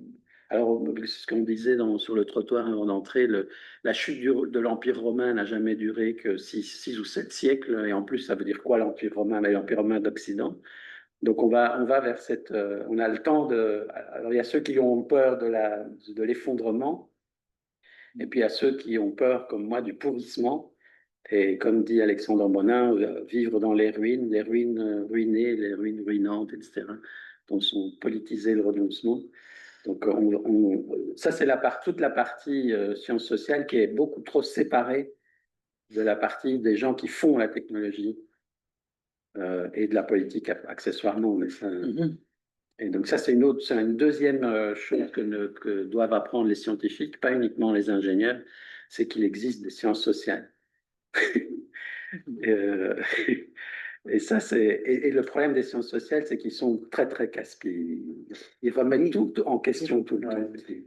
Alors, je vais plomber l'ambiance un tout petit peu plus. Un tout petit peu plus. Donc, nous avons notre programme exploratoire à 34 millions. Et Amazon a son programme interne de robotique à 2 milliards. Oui. Donc, si on compare les efforts qui sont faits d'un côté et de l'autre, Amazon, ce qu'il cherche clairement, c'est l'efficience et l'efficacité dans le déplacement de la matière pour l'acheminer envers le plus grand nombre et faire de l'argent. J'espère que je ne suis pas en train d'être prophétique. Bon, on va enregistrer ça et on l'effacera si jamais ça arrive parce que je vais finir dans le goulag. Mais je me dis que nous ne sommes plus très loin en voyant je retourne à mon dada, la robotique d'entretien, d'infrastructure, la robotique la robotique environnementale, pour essayer de diminuer les coûts. Les collectivités locales et le système social que nous avons aujourd'hui n'a plus d'argent. Et notamment pour entretenir la voirie, il y a 10 fois moins d'argent que ce qu'il faudrait. Donc, si jamais vous roulez dans des routes départementales et que ça fait un peu comme ça, vous savez ce qui se passe. Et c'est un ordre de grandeur de différence. Est-ce qu'on est très loin du moment où Amazon dit tu es un client Prime et tu dépenses au moins 300 € par mois dans Amazon? Moi, j'ai envie de te livrer. Donc, je vais passer avec des systèmes robotisés qu'ils étudient sûrement et je vais te refaire la voirie. Et donc, on commence à remplacer des États qui étaient des groupes sociaux liés à une géographie par des entités qui arrivent à exister décorrélées, bon, c'est à niveau planétaire finalement, grâce à la couche numérique, mais qui ont un impact physique de plus en plus grand. Et donc, le but, c'est pas comme une société démocratique où on se dit on essaie d'être collectivement acteurs de notre propre destin, mais c'est beaucoup plus ce projet insidieux, peut-être pas complètement conscient, entre les mains de très peu de gens qui ne répondent à personne, qui est de faire de l'argent. Et là, je vois la dystopie qui arrive tout de suite. Et ces boîtes de la tech, ils ont leurs propres hôpitaux aujourd'hui. Donc, on n'est pas très loin. Grâce à cette couche numérique, ils peuvent s'affranchir des contraintes physiques. Et par contre, comme eux-mêmes, pour nous livrer, ils doivent revenir dans le physique, ils investissent des sommes complètement folles dans la robotique et ils croient beaucoup à l'intelligence artificielle pour pouvoir les rendre adaptables. On verra s'ils arrivent ou pas. Mais pour moi, il y a derrière... Pardon, c'est moi. C'est l'Arsène Falad de Suède. Je pensais que c'était Bezos qui s'était connecté. Il a piraté la conversation. Oui. Mais donc, il y a donc les temps intéressants dans lesquels nous vivons et il y a des décisions à prendre sur la robotique, mais je me demande justement qui est en train de les prendre. Et même si nous travaillons avec la meilleure des volontés, il y a des choses qui sont en train de se passer pour les mauvaises raisons. Mais il y a une bonne nouvelle. Toutes ces entreprises sont des entreprises zombies. Elles sont vouées à disparaître. Et elles sont vouées à disparaître peut-être plus rapidement qu'on ne le pense. Ce que je disais aussi sur le trottoir, je ne sais pas si tu étais là à ce moment-là. Ça fait 14 ans que je raconte qu'il va y avoir une crise du cuivre, parce que c'est un élément chimique abondant. Tout le monde sait ce que c'est le cuivre, parce que tout le monde a vu une casserole dans sa vie. Par contre, si je parle du gallium, de l'indium, de l'ytterbium, pourquoi pas petit bonhomme, baba au rhum. Donc on ne sait pas très bien à quoi ça sert. Et donc, en fait, l'IEA est plus pessimiste que moi pour la crise du cuivre, c'est-à-dire un pic de production dans 2035, vers autour de 2035. Ce jour-là, ce sera l'équivalent de la Covid au niveau mondial. C'est-à-dire, alors, soit on sombre complètement dans la guerre de tous contre tous, soit c'est un réveil de se dire, on peut se dire qu'il y a un réveil dans ces entreprises. Moi, quand on m'invite dans une entreprise, la première chose que je leur dis, c'est je ne vais pas vous parler d'environnement parce que je m'en fous, le climat, la biodiversité, tous ces trucs écolos, je m'en fous. Je viens juste vous expliquer pourquoi votre entreprise est morte. Après, vous faites ce que vous voulez. Et donc, cette ambition-là, moi, je suis pour parce qu'elle est accélérationniste. Ces entreprises, l'IA est accélérationniste. Et les gens qui se plaignent de la consommation d'électricité de l'IA, ils sont accélérationnistes. Parce que s'il y a bien un truc que les ingénieurs en électronique savent faire, c'est de l'efficacité énergétique. L'ensemble des technologies numériques n'est qu'un immense effet rebond parce que les ingénieurs ont fait de l'efficacité énergétique et matérielle sur des dizaines d'ordres de grandeur. C'est la loi de Moore, etc. C'est exponentiel. Donc avant, on était dans l'ordinateur, 1946, vous êtes dans ENIAC. Aujourd'hui, j'ai l'ordinateur dans ma poche. Ça, c'est de l'efficacité. Mais ce qui se passe pour le moment, quand tous les gens qui hurlent « Ah, la consommation d'électricité », bien sûr, il y a quelqu'un qui va devoir payer la facture, et il va y avoir une régulation de marché de qui fait cette électricité, pour quoi faire. Mais surtout, NVIDIA, elle sait faire de l'efficacité énergétique, elle invente des puces tous les jours pour être plus efficace. Et donc, ce qui va se passer, c'est qu'ils vont jeter régulièrement tout le data center à la poubelle, pour remplacer par des nouvelles puces plus efficaces du point de vue énergétique. Et donc, ils sont accélérationnistes, puisque le problème, ce n'est pas l'énergie, puisque la consommation totale de l'humanité, c'est 58 minutes de soleil. Où est le problème de l'énergie? Le problème, c'est les matériaux. Et la pile de cartes mères de NVIDIA, c'est un immense tas de déchets électroniques en millions de tonnes par an qu'on ne sait pas recycler. Et donc, en fait, ils sont occupés de manière intrinsèque à créer les conditions de leur disparition. C'est pas beau, ça? C'est chouette? Ça, c'est la bonne nouvelle? Oui, ben oui. Je ne peux que recommander l'IA. D'ailleurs, j'ai demandé à ChatGPT si je peux recommander l'IA. Ah, on a une question de Christian Durier. Christian. Oui.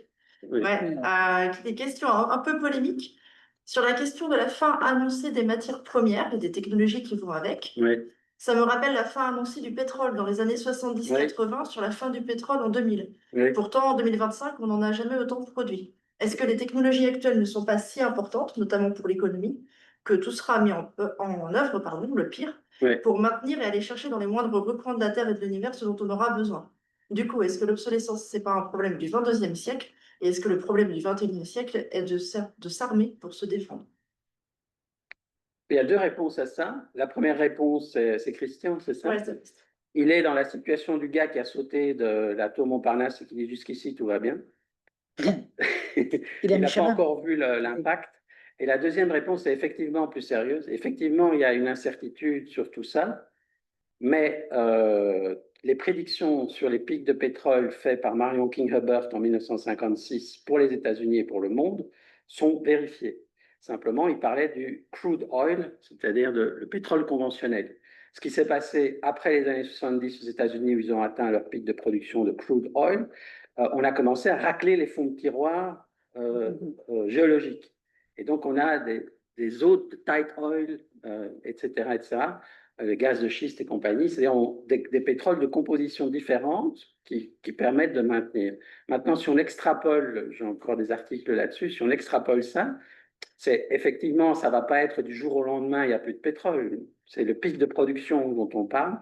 Et on est effectivement, alors le pic de production, ce n'est pas un point, ce n'est pas le 17 juillet à 14h32, c'est évidemment un système qui commence à stagner et où la croissance n'est plus présente, mais on va vers le déclin.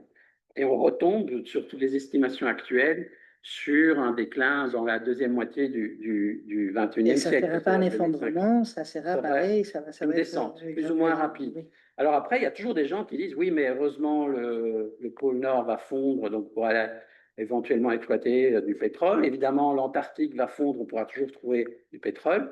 Bon, à cela, je réponds, la physique va régler le problème, ça s'appelle le réchauffement climatique, point. Donc il y a deux réponses à ça, c'est on a l'épuisement géologique ou le grid. Pour le moment, on a choisi le grid. Et l'épuisement est inévitable, mais effectivement, il y a une incertitude. Même chose pour tous les minéraux. J'ai fait le calcul, il y a un papier qui a été publié. Tous les pics arrivent dans la seconde moitié du 21e aussi. Alors, ce n'est pas une prédiction, c'est un scénario, c'est business as usual. Si on maintient la grande accélération, alors on a ça. C'est pour ça que je suis accélérationniste, sinon mes articles sont faux. Donc moi, je vous conseille de plus d'IA, plus un iPhone par an. Et donc, comme ça va être dans la seconde moitié du 21e à les estimations actuelles, ça veut dire que c'est demain du point de vue technologique et que c'est maintenant qu'il faut y penser. Et il faut de toute façon y penser, même si c'est au 22e siècle, parce que ce sont des questions fondamentales et très compliquées qui remettent en question 2 ans de sciences et de technologie. Deux siècles, pardon. Je vais rajouter une petite anecdote, José. C'est un peu information insider. C'est une société d'exploration pétrolière qui est venue nous voir pour faire de la robotique. Parce que leurs clients, qui sont les pétrolières, dans l'espace de 3 ans, dans les contrats, ils leur demandaient pour le même montant d'explorer une zone 2 fois plus grande. Oui, ils trouvent de moins en moins. Qu'est-ce que ça va? En effet. Donc, on a l'impression que ça continue, mais les rouages derrière, les engrenages, ne sont plus en train de tourner comme avant. Et puisque tu parlais d'NVIDIA, et dans le silicium, la loi de Moore, c'est pareil. Donc, voilà, la loi de Moore, c'est quelque chose de fascinant dans la mesure où on pense très souvent que c'est une loi. C'est pas une loi, c'est quelqu'un qui a mis plein de points sur un graphe, qui s'est dit, bah, tiens, ça fait une jolie courbe, mais il n'y avait pas de phénomène intrinsèque pour la driver. Et la loi des Moore, donc, c'est une croyance dans l'ingénuité humaine. Christian, dans sa question, je sens qu'il y a ça derrière. Bon, on va trouver la façon de faire ci, faire ça. Et depuis 2009, on arrive toujours à doubler le nombre de transistors tous les 18 mois. Au moins la capacité de calcul par zone, par unité. Mais avec des techniques de plus en plus chères. Donc, quand on voit combien ça coûte, ça a commencé à plafonner déjà il y a une grosse dizaine d'années déjà. Et aujourd'hui, parce que finalement, quand on parle des nanomètres et le fait que Taïwan, c'est les seuls à pouvoir fabriquer les 3,5 nanomètres, mais demain, ça sera 2, on est en train de parler tout simplement de la taille des fentes des petits canaux qu'on fait avec de la lithographie sur le silicium. Il y a des phénomènes physiques qui arrivent dès lors qu'on fait les canaux trop petits et que les électrons se cognent en permanence contre les murs de ces canaux, qu'on les fait passer par les portes logiques. Donc ça réchauffe plus. Et une fois qu'on arrive à 2 nanomètres, 1 nanomètre, ce n'est plus efficace, on n'arrive plus à le faire, on rentre dans des effets quantiques, on fait des choses qui sont trop petites. Donc ça, les 2 nanomètres, ça marche déjà dans le labo.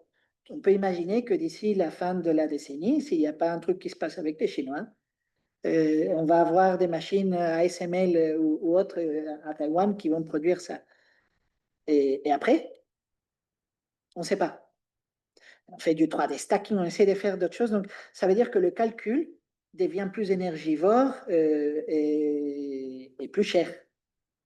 Donc, ce qui est intéressant, c'est que la mort d'amour, pour l'instant, la loi mort d'amour, ça veut dire le nombre de fonctions qu'on est capable de greffer sur une même petite puce. Pour l'instant, ça continue. Donc, tous les gens de la tech disent aujourd'hui, ça va devenir encore de moins en moins cher de collecter des données du monde réel. On va pouvoir les utiliser. Ah, c'est les robots qui vont les récolter maintenant. Ils vont devenir la plateforme physique. C'est l'IA incarnée, l'IA physique, tout ça. Par contre, ça va devenir plus cher de faire les calculs. Ça, NVIDIA, il le sait aussi. Oui. Et pour l'instant, quand on voit les dernières, c'est quoi? C'est pas les Blackwell. C'est quoi la dernière GPU? C'est les Blackwell, je pense.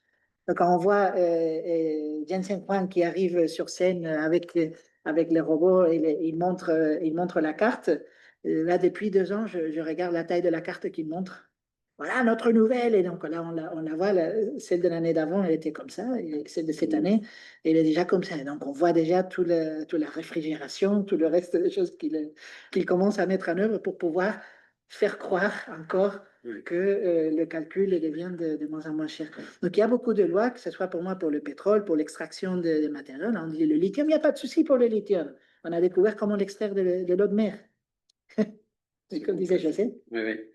Mais pour répondre à la question aussi, c'est-à-dire si on veut que ce soit au 22e siècle, bah, il ne faut pas être accélérationniste. Or, on est toujours dans la phase exponentielle. La grande accélération, elle est toujours vérifiée. Ce n'est pas moi qui le dis. Quand on regarde toutes les courbes, elles sont comme ça, je les dessine depuis 14 ans. On fait toujours cette fameuse exponentielle. Donc, le ralentissement, c'est pour gagner du temps pour inventer la suite, justement. Et sinon, c'est la géologie qui va résoudre le problème. C'est-à-dire, sur la prospection pétrolière, ben, les pétroles actuels sont de moins en moins bons et la prospection pardon, que les gens font, ils trouvent de moins en moins. Donc, après, on peut toujours rêver d'aller dans le plus profond dans l'océan, etc. Ça devient de plus en plus cher, techniquement de plus en plus difficile. Et je ne parle même pas de l'écologie environnementale, encore une fois, même si on s'en fiche de la biodiversité, etc. On voit bien que c'est des industries qui sont occupées à stagner. Et si on regarde la courbe des pétroles, moi, je n'ai pas amené mon ordinateur, mais j'aurais pu montrer la courbe des pétroles. C'est la courbe des pétroles. En fait, on multiplie les pétroles. C'est-à-dire le bon vieux pétrole, crude oil, comme avec James Dean, on fait le trou et puis on a un geyser au Texas, un geyser d'or noir. Ça, c'est fini de la plupart des pays. Il y en a encore aux États-Unis, il y en a encore en Arabie Saoudite, etc., etc. Le Venezuela, de manière bizarre, on a plein dans le fond de l'océan, mais ils n'ont pas la technique pour aller le chercher. Ce serait intéressant d'annexer le Venezuela. Et donc,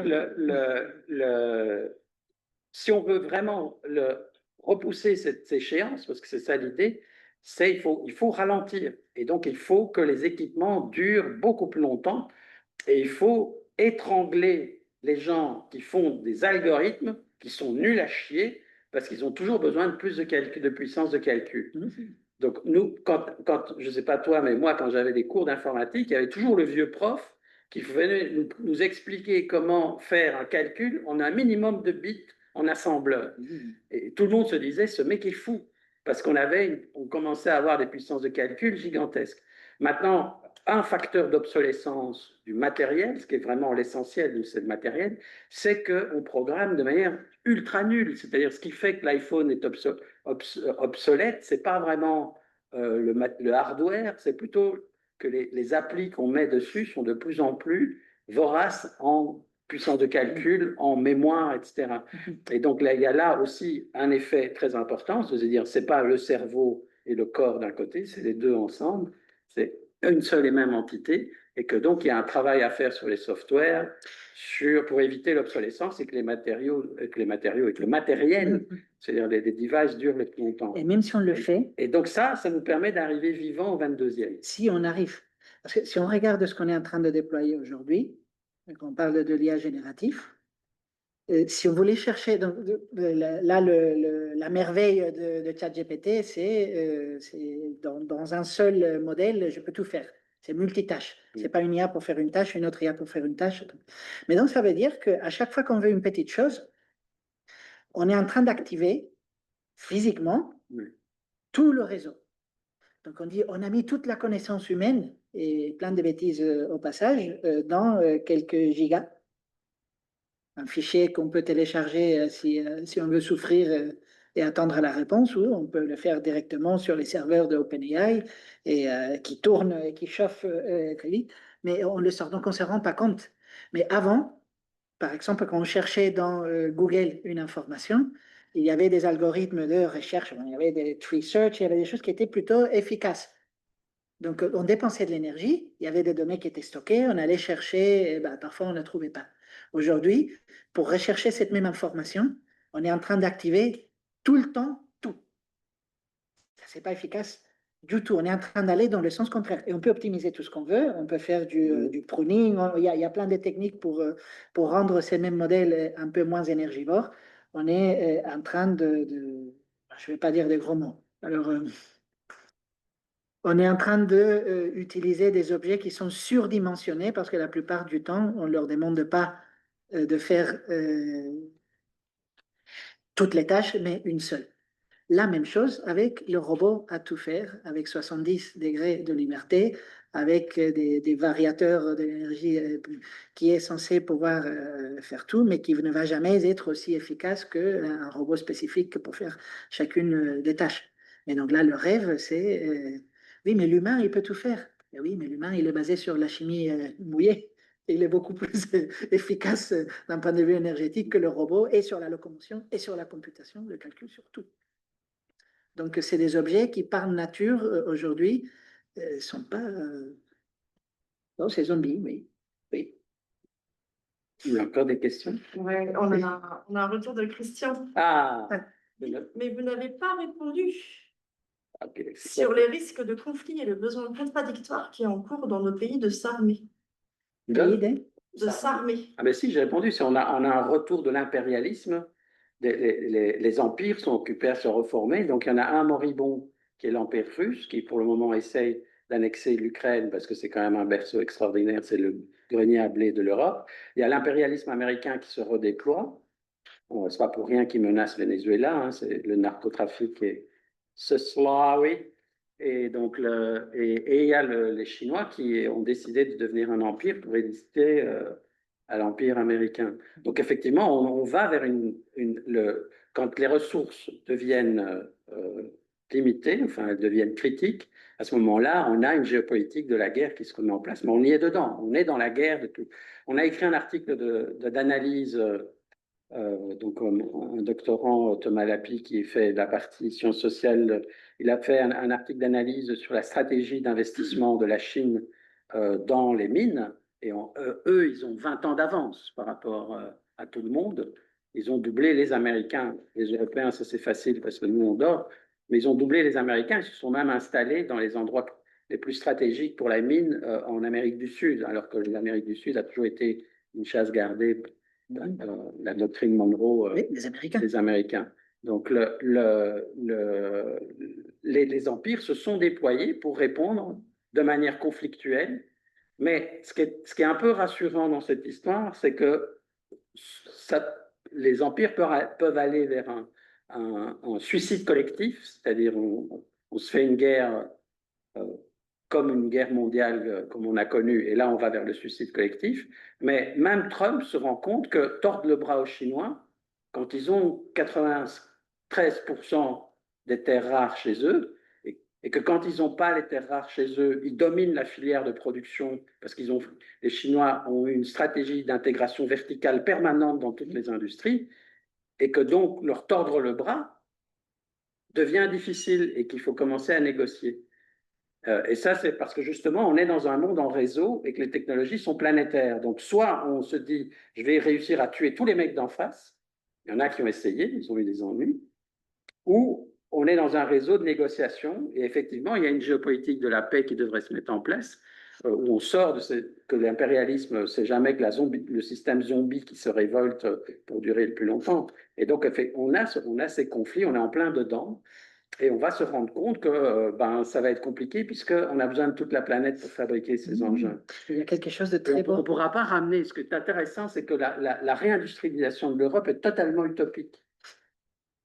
D'abord parce que les Chinois ont fait l'intégration verticale et qu'ils ont la main sur les matières premières. Donc nous, on peut construire des usines si on veut, mais la matière première, elle va venir d'où? En Espagne, ce sont les Romains qui ont vidé la mine d'or. La mine d'or. On a dû aller, on est allé en Amérique du Sud. Mais ça reste, aujourd'hui, c'est Wacker qui extrait le silicium du Monte Sacro à Saint-Jacques-de-Compostelle justement pour l'employer derrière en Malaisie. C'était ça sa question, Christian? C'est silicium. C'était ça ou pour les armées? Il est content, on peut lui demander s'il est content. Mais José, il y a quelque chose de très bon. On veut lui parler. Il va être content, sinon on le... Vous m'entendez ou pas? Oui, merci. Ok. Non, mais du coup, c'était vraiment l'idée. Enfin, pour moi, il y a une histoire de course un peu. C'est-à-dire qu'on voit qu'il y a d'un côté, effectivement, ces technologies un peu peut-être un peu zombie, mais on voit aussi que pour les maintenir, pour moi, il y avait vraiment de risques. Mais tu as partiellement répondu là.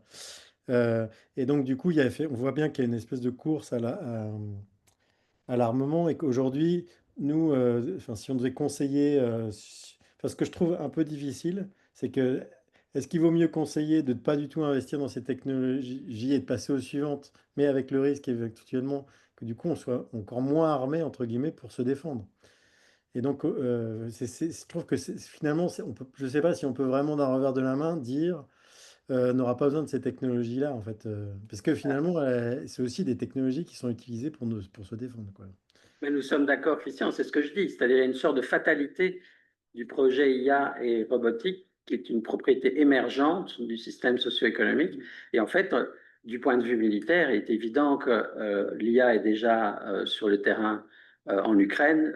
On a vu son usage discuté à Gaza.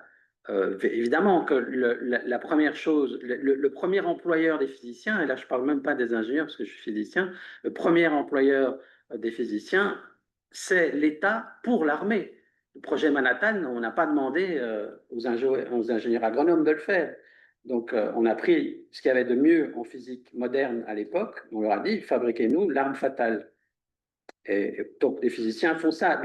L'inventeur de l'ordinateur, celui qui a contribué, von Neumann, n'oublions pas que ENIAC, von Neumann sort du projet Manhattan et il se dit, il nous faut des calculateurs pour calculer les armes atomiques. Donc, il va nous falloir de l'électronique, des ordinateurs, etc. Et il a même fait un truc très intéressant, parce que, je sais pas, c'est juste un petit détail pour les techniques vivantes, parce qu'on est là, on a toute la soirée. En fait, vous savez que dans le projet Manhattan, les calculs étaient faits par des salles remplies de femmes. C'est parce que d'où elles viennent ces femmes, c'était secrétaires à l'époque.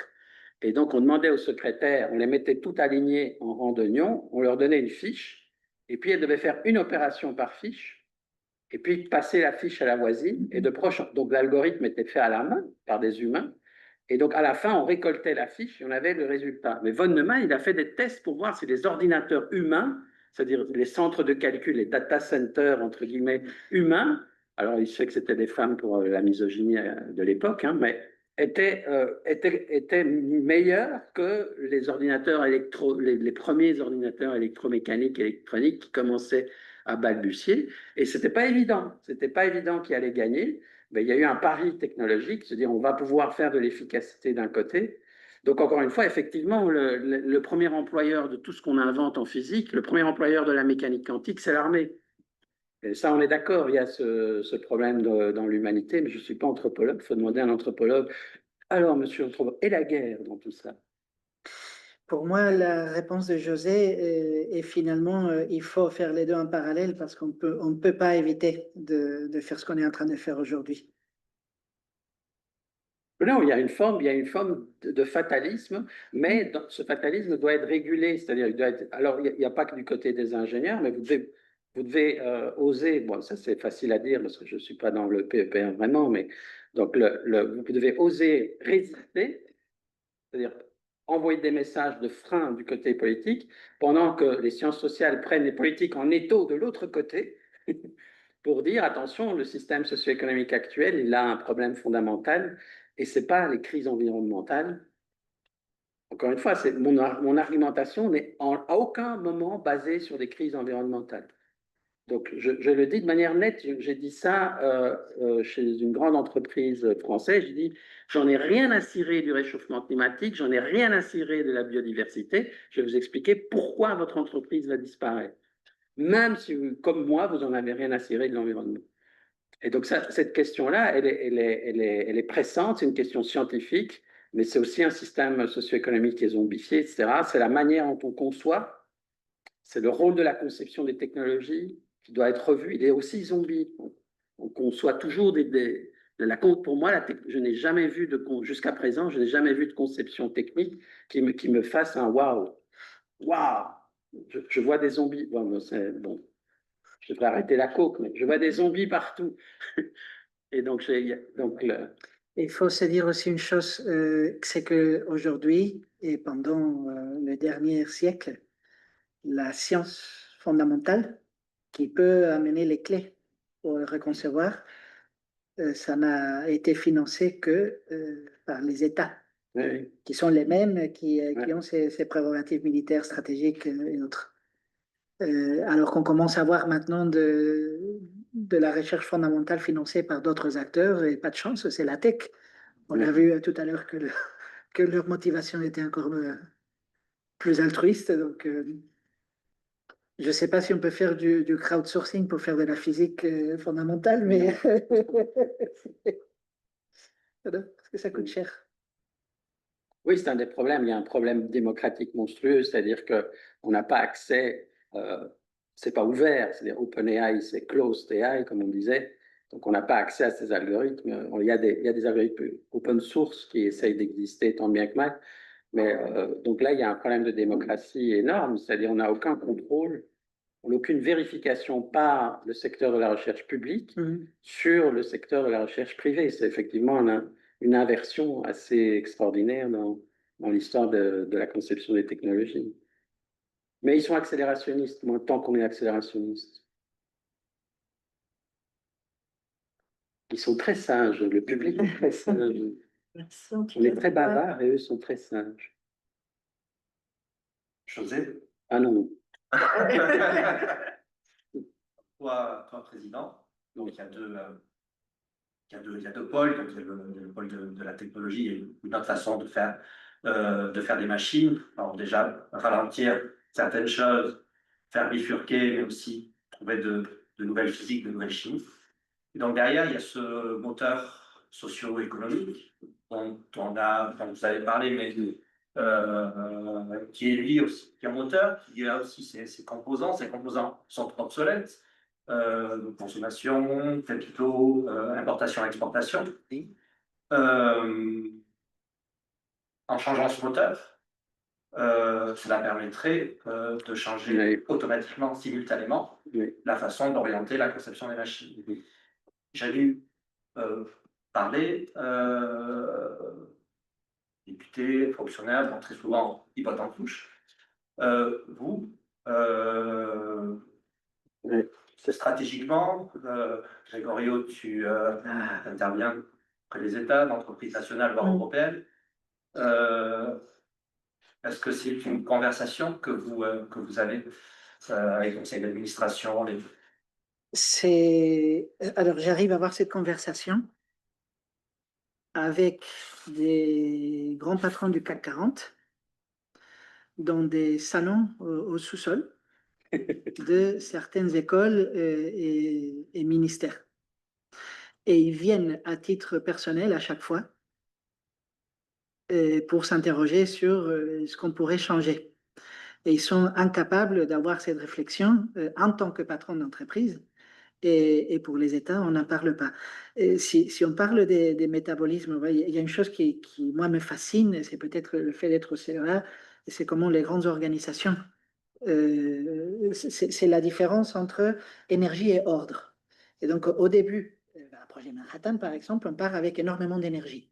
Et donc, il y a des groupes de personnes, c'est une petite société qui commence à grandir, avec un but plus ou moins incroyable. Voilà, pour le CEA, c'était la bombe atomique, c'était le réacteur. Et donc, tout de suite, ça commence à aligner les énergies de milliers de personnes, jusqu'à 21 000 aujourd'hui. Dès lors qu'on a un nombre de personnes suffisant, il faut mettre de l'ordre.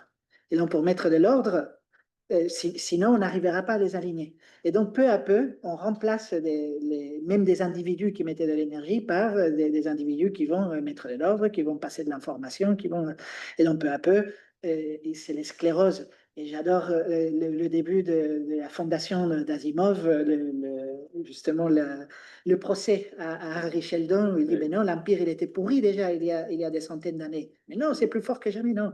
C'était déjà pourri à l'intérieur. Donc aujourd'hui, quand on parle de cette macroéconomie, du flux circulaire de n'importe export, le réseau d'acteurs, il est tellement installé que même les acteurs, les leaders qui pourraient se dire ben, je mets le point sur la table, ils ne vont pas le faire. Si on regarde malheureusement ce qui a tendance à se passer, c'est que une fois que c'est optimisé, on est du vivant.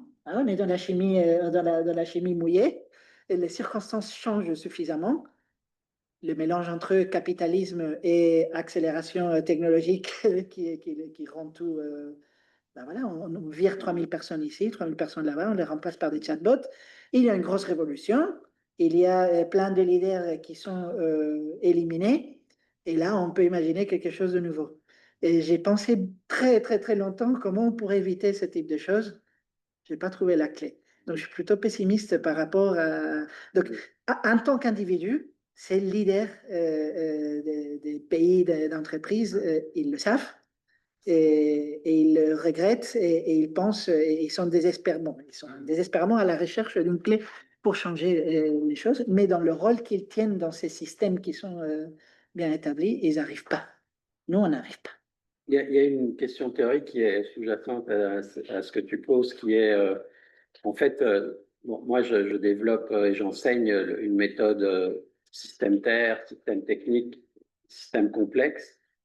Et donc, le but du jeu dans un système, c'est d'identifier les éléments et après, enfin, les éléments qu'on pense pertinents et puis les relations en termes de boucle de rétroaction. Donc, faire une cartographie et regarder ce graphe. Et en fait, ce qu'on ne sait pas faire dans les systèmes complexes, et depuis que je suis étudiant, c'est comme ça, c'est qu'on a beaucoup de mal, c'est pour ça qu'on ne les utilise pas en fait concrètement, parce qu'on a beaucoup de mal à agir sur un système complexe, à trouver les points de bascule, parce que tout est dans tout, on a besoin de tout. On ne peut pas éliminer des trucs. Parfois, certains sont plus marginaux que d'autres. Donc, identifier les nœuds, comme dans la théorie des réseaux, c'est les hubs. Et si je retire le hub, le truc s'effondre, etc., qui peuvent donner des bras de levier. Et ça, c'est un truc qu'on ne sait pas faire. C'est vraiment une question de recherche fondamentale. Les cartographies en système technologique, on identifie. Et c'est énorme, un système technique, puisque ça contient toute la société, un système technique, c'est ça le problème. Mais il faut quand même essayer de cartographier, puis identifier les boucles de rétroaction et voir comment on peut agir. J'ai vu une dame qui faisait ça à l'INRAE en agronomie, où elle faisait une approche système, et c'est extrêmement difficile, on n'arrive pas à le faire, c'est compliqué.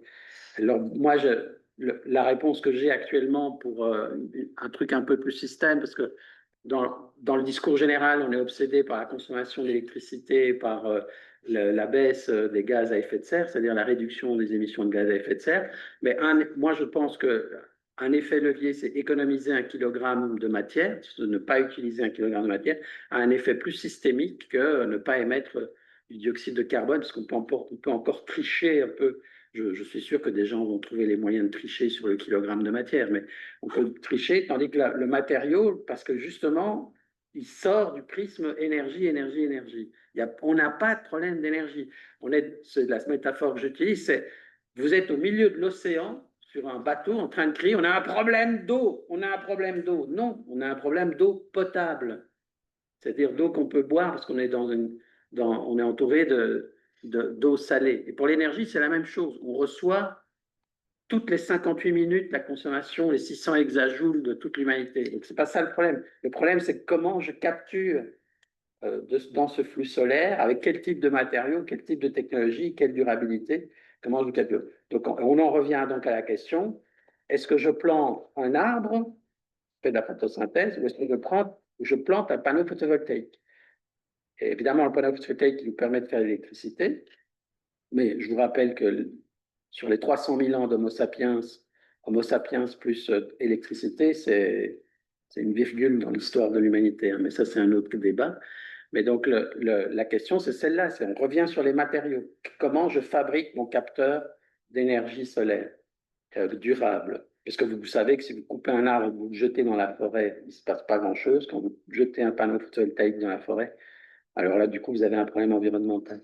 Et donc, économiser de la matière, donc obsolescence du matériel, c'est-à-dire faire durer le maximum les matériaux, pour ne pas, le matériel pour ne pas consommer plus de matériaux, donc éviter cette fuite en avant du changement. Évidemment qu'il va falloir faire du recyclage, mais pour le recyclage, j'ai une opinion mitigée, je ne sais pas si ça va être un bien ou un mal, mais quand même, ça vaut le coup d'essayer pour retarder, c'est la réponse à Christian, pour retarder le problème des pics de production estimés actuellement, qui ne sont pas des prédictions, pour les amener au XXIe siècle, le temps qu'on ait le temps de réfléchir à des choses très compliquées.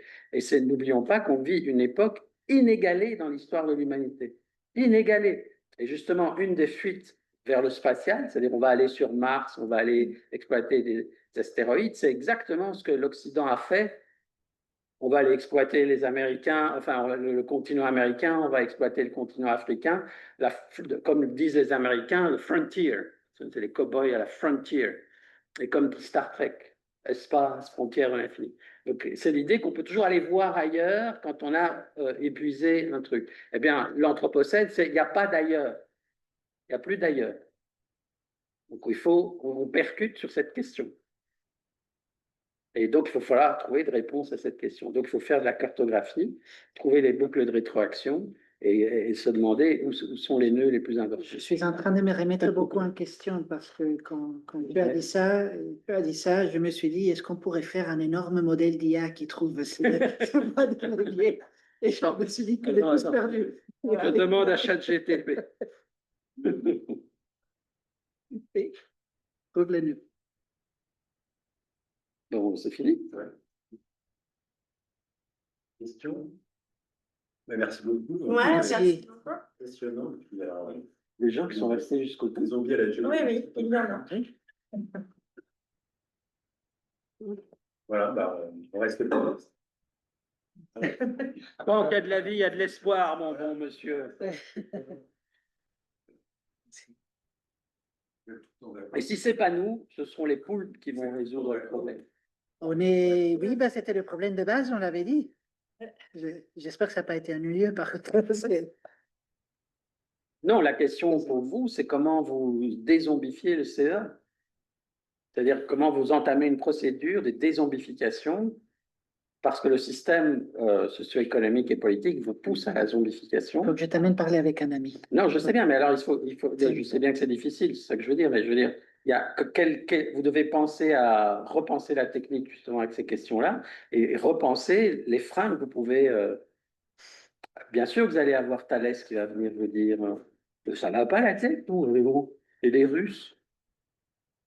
Bah, Thalès nous paye. Oui, oui, oui, je sais bien.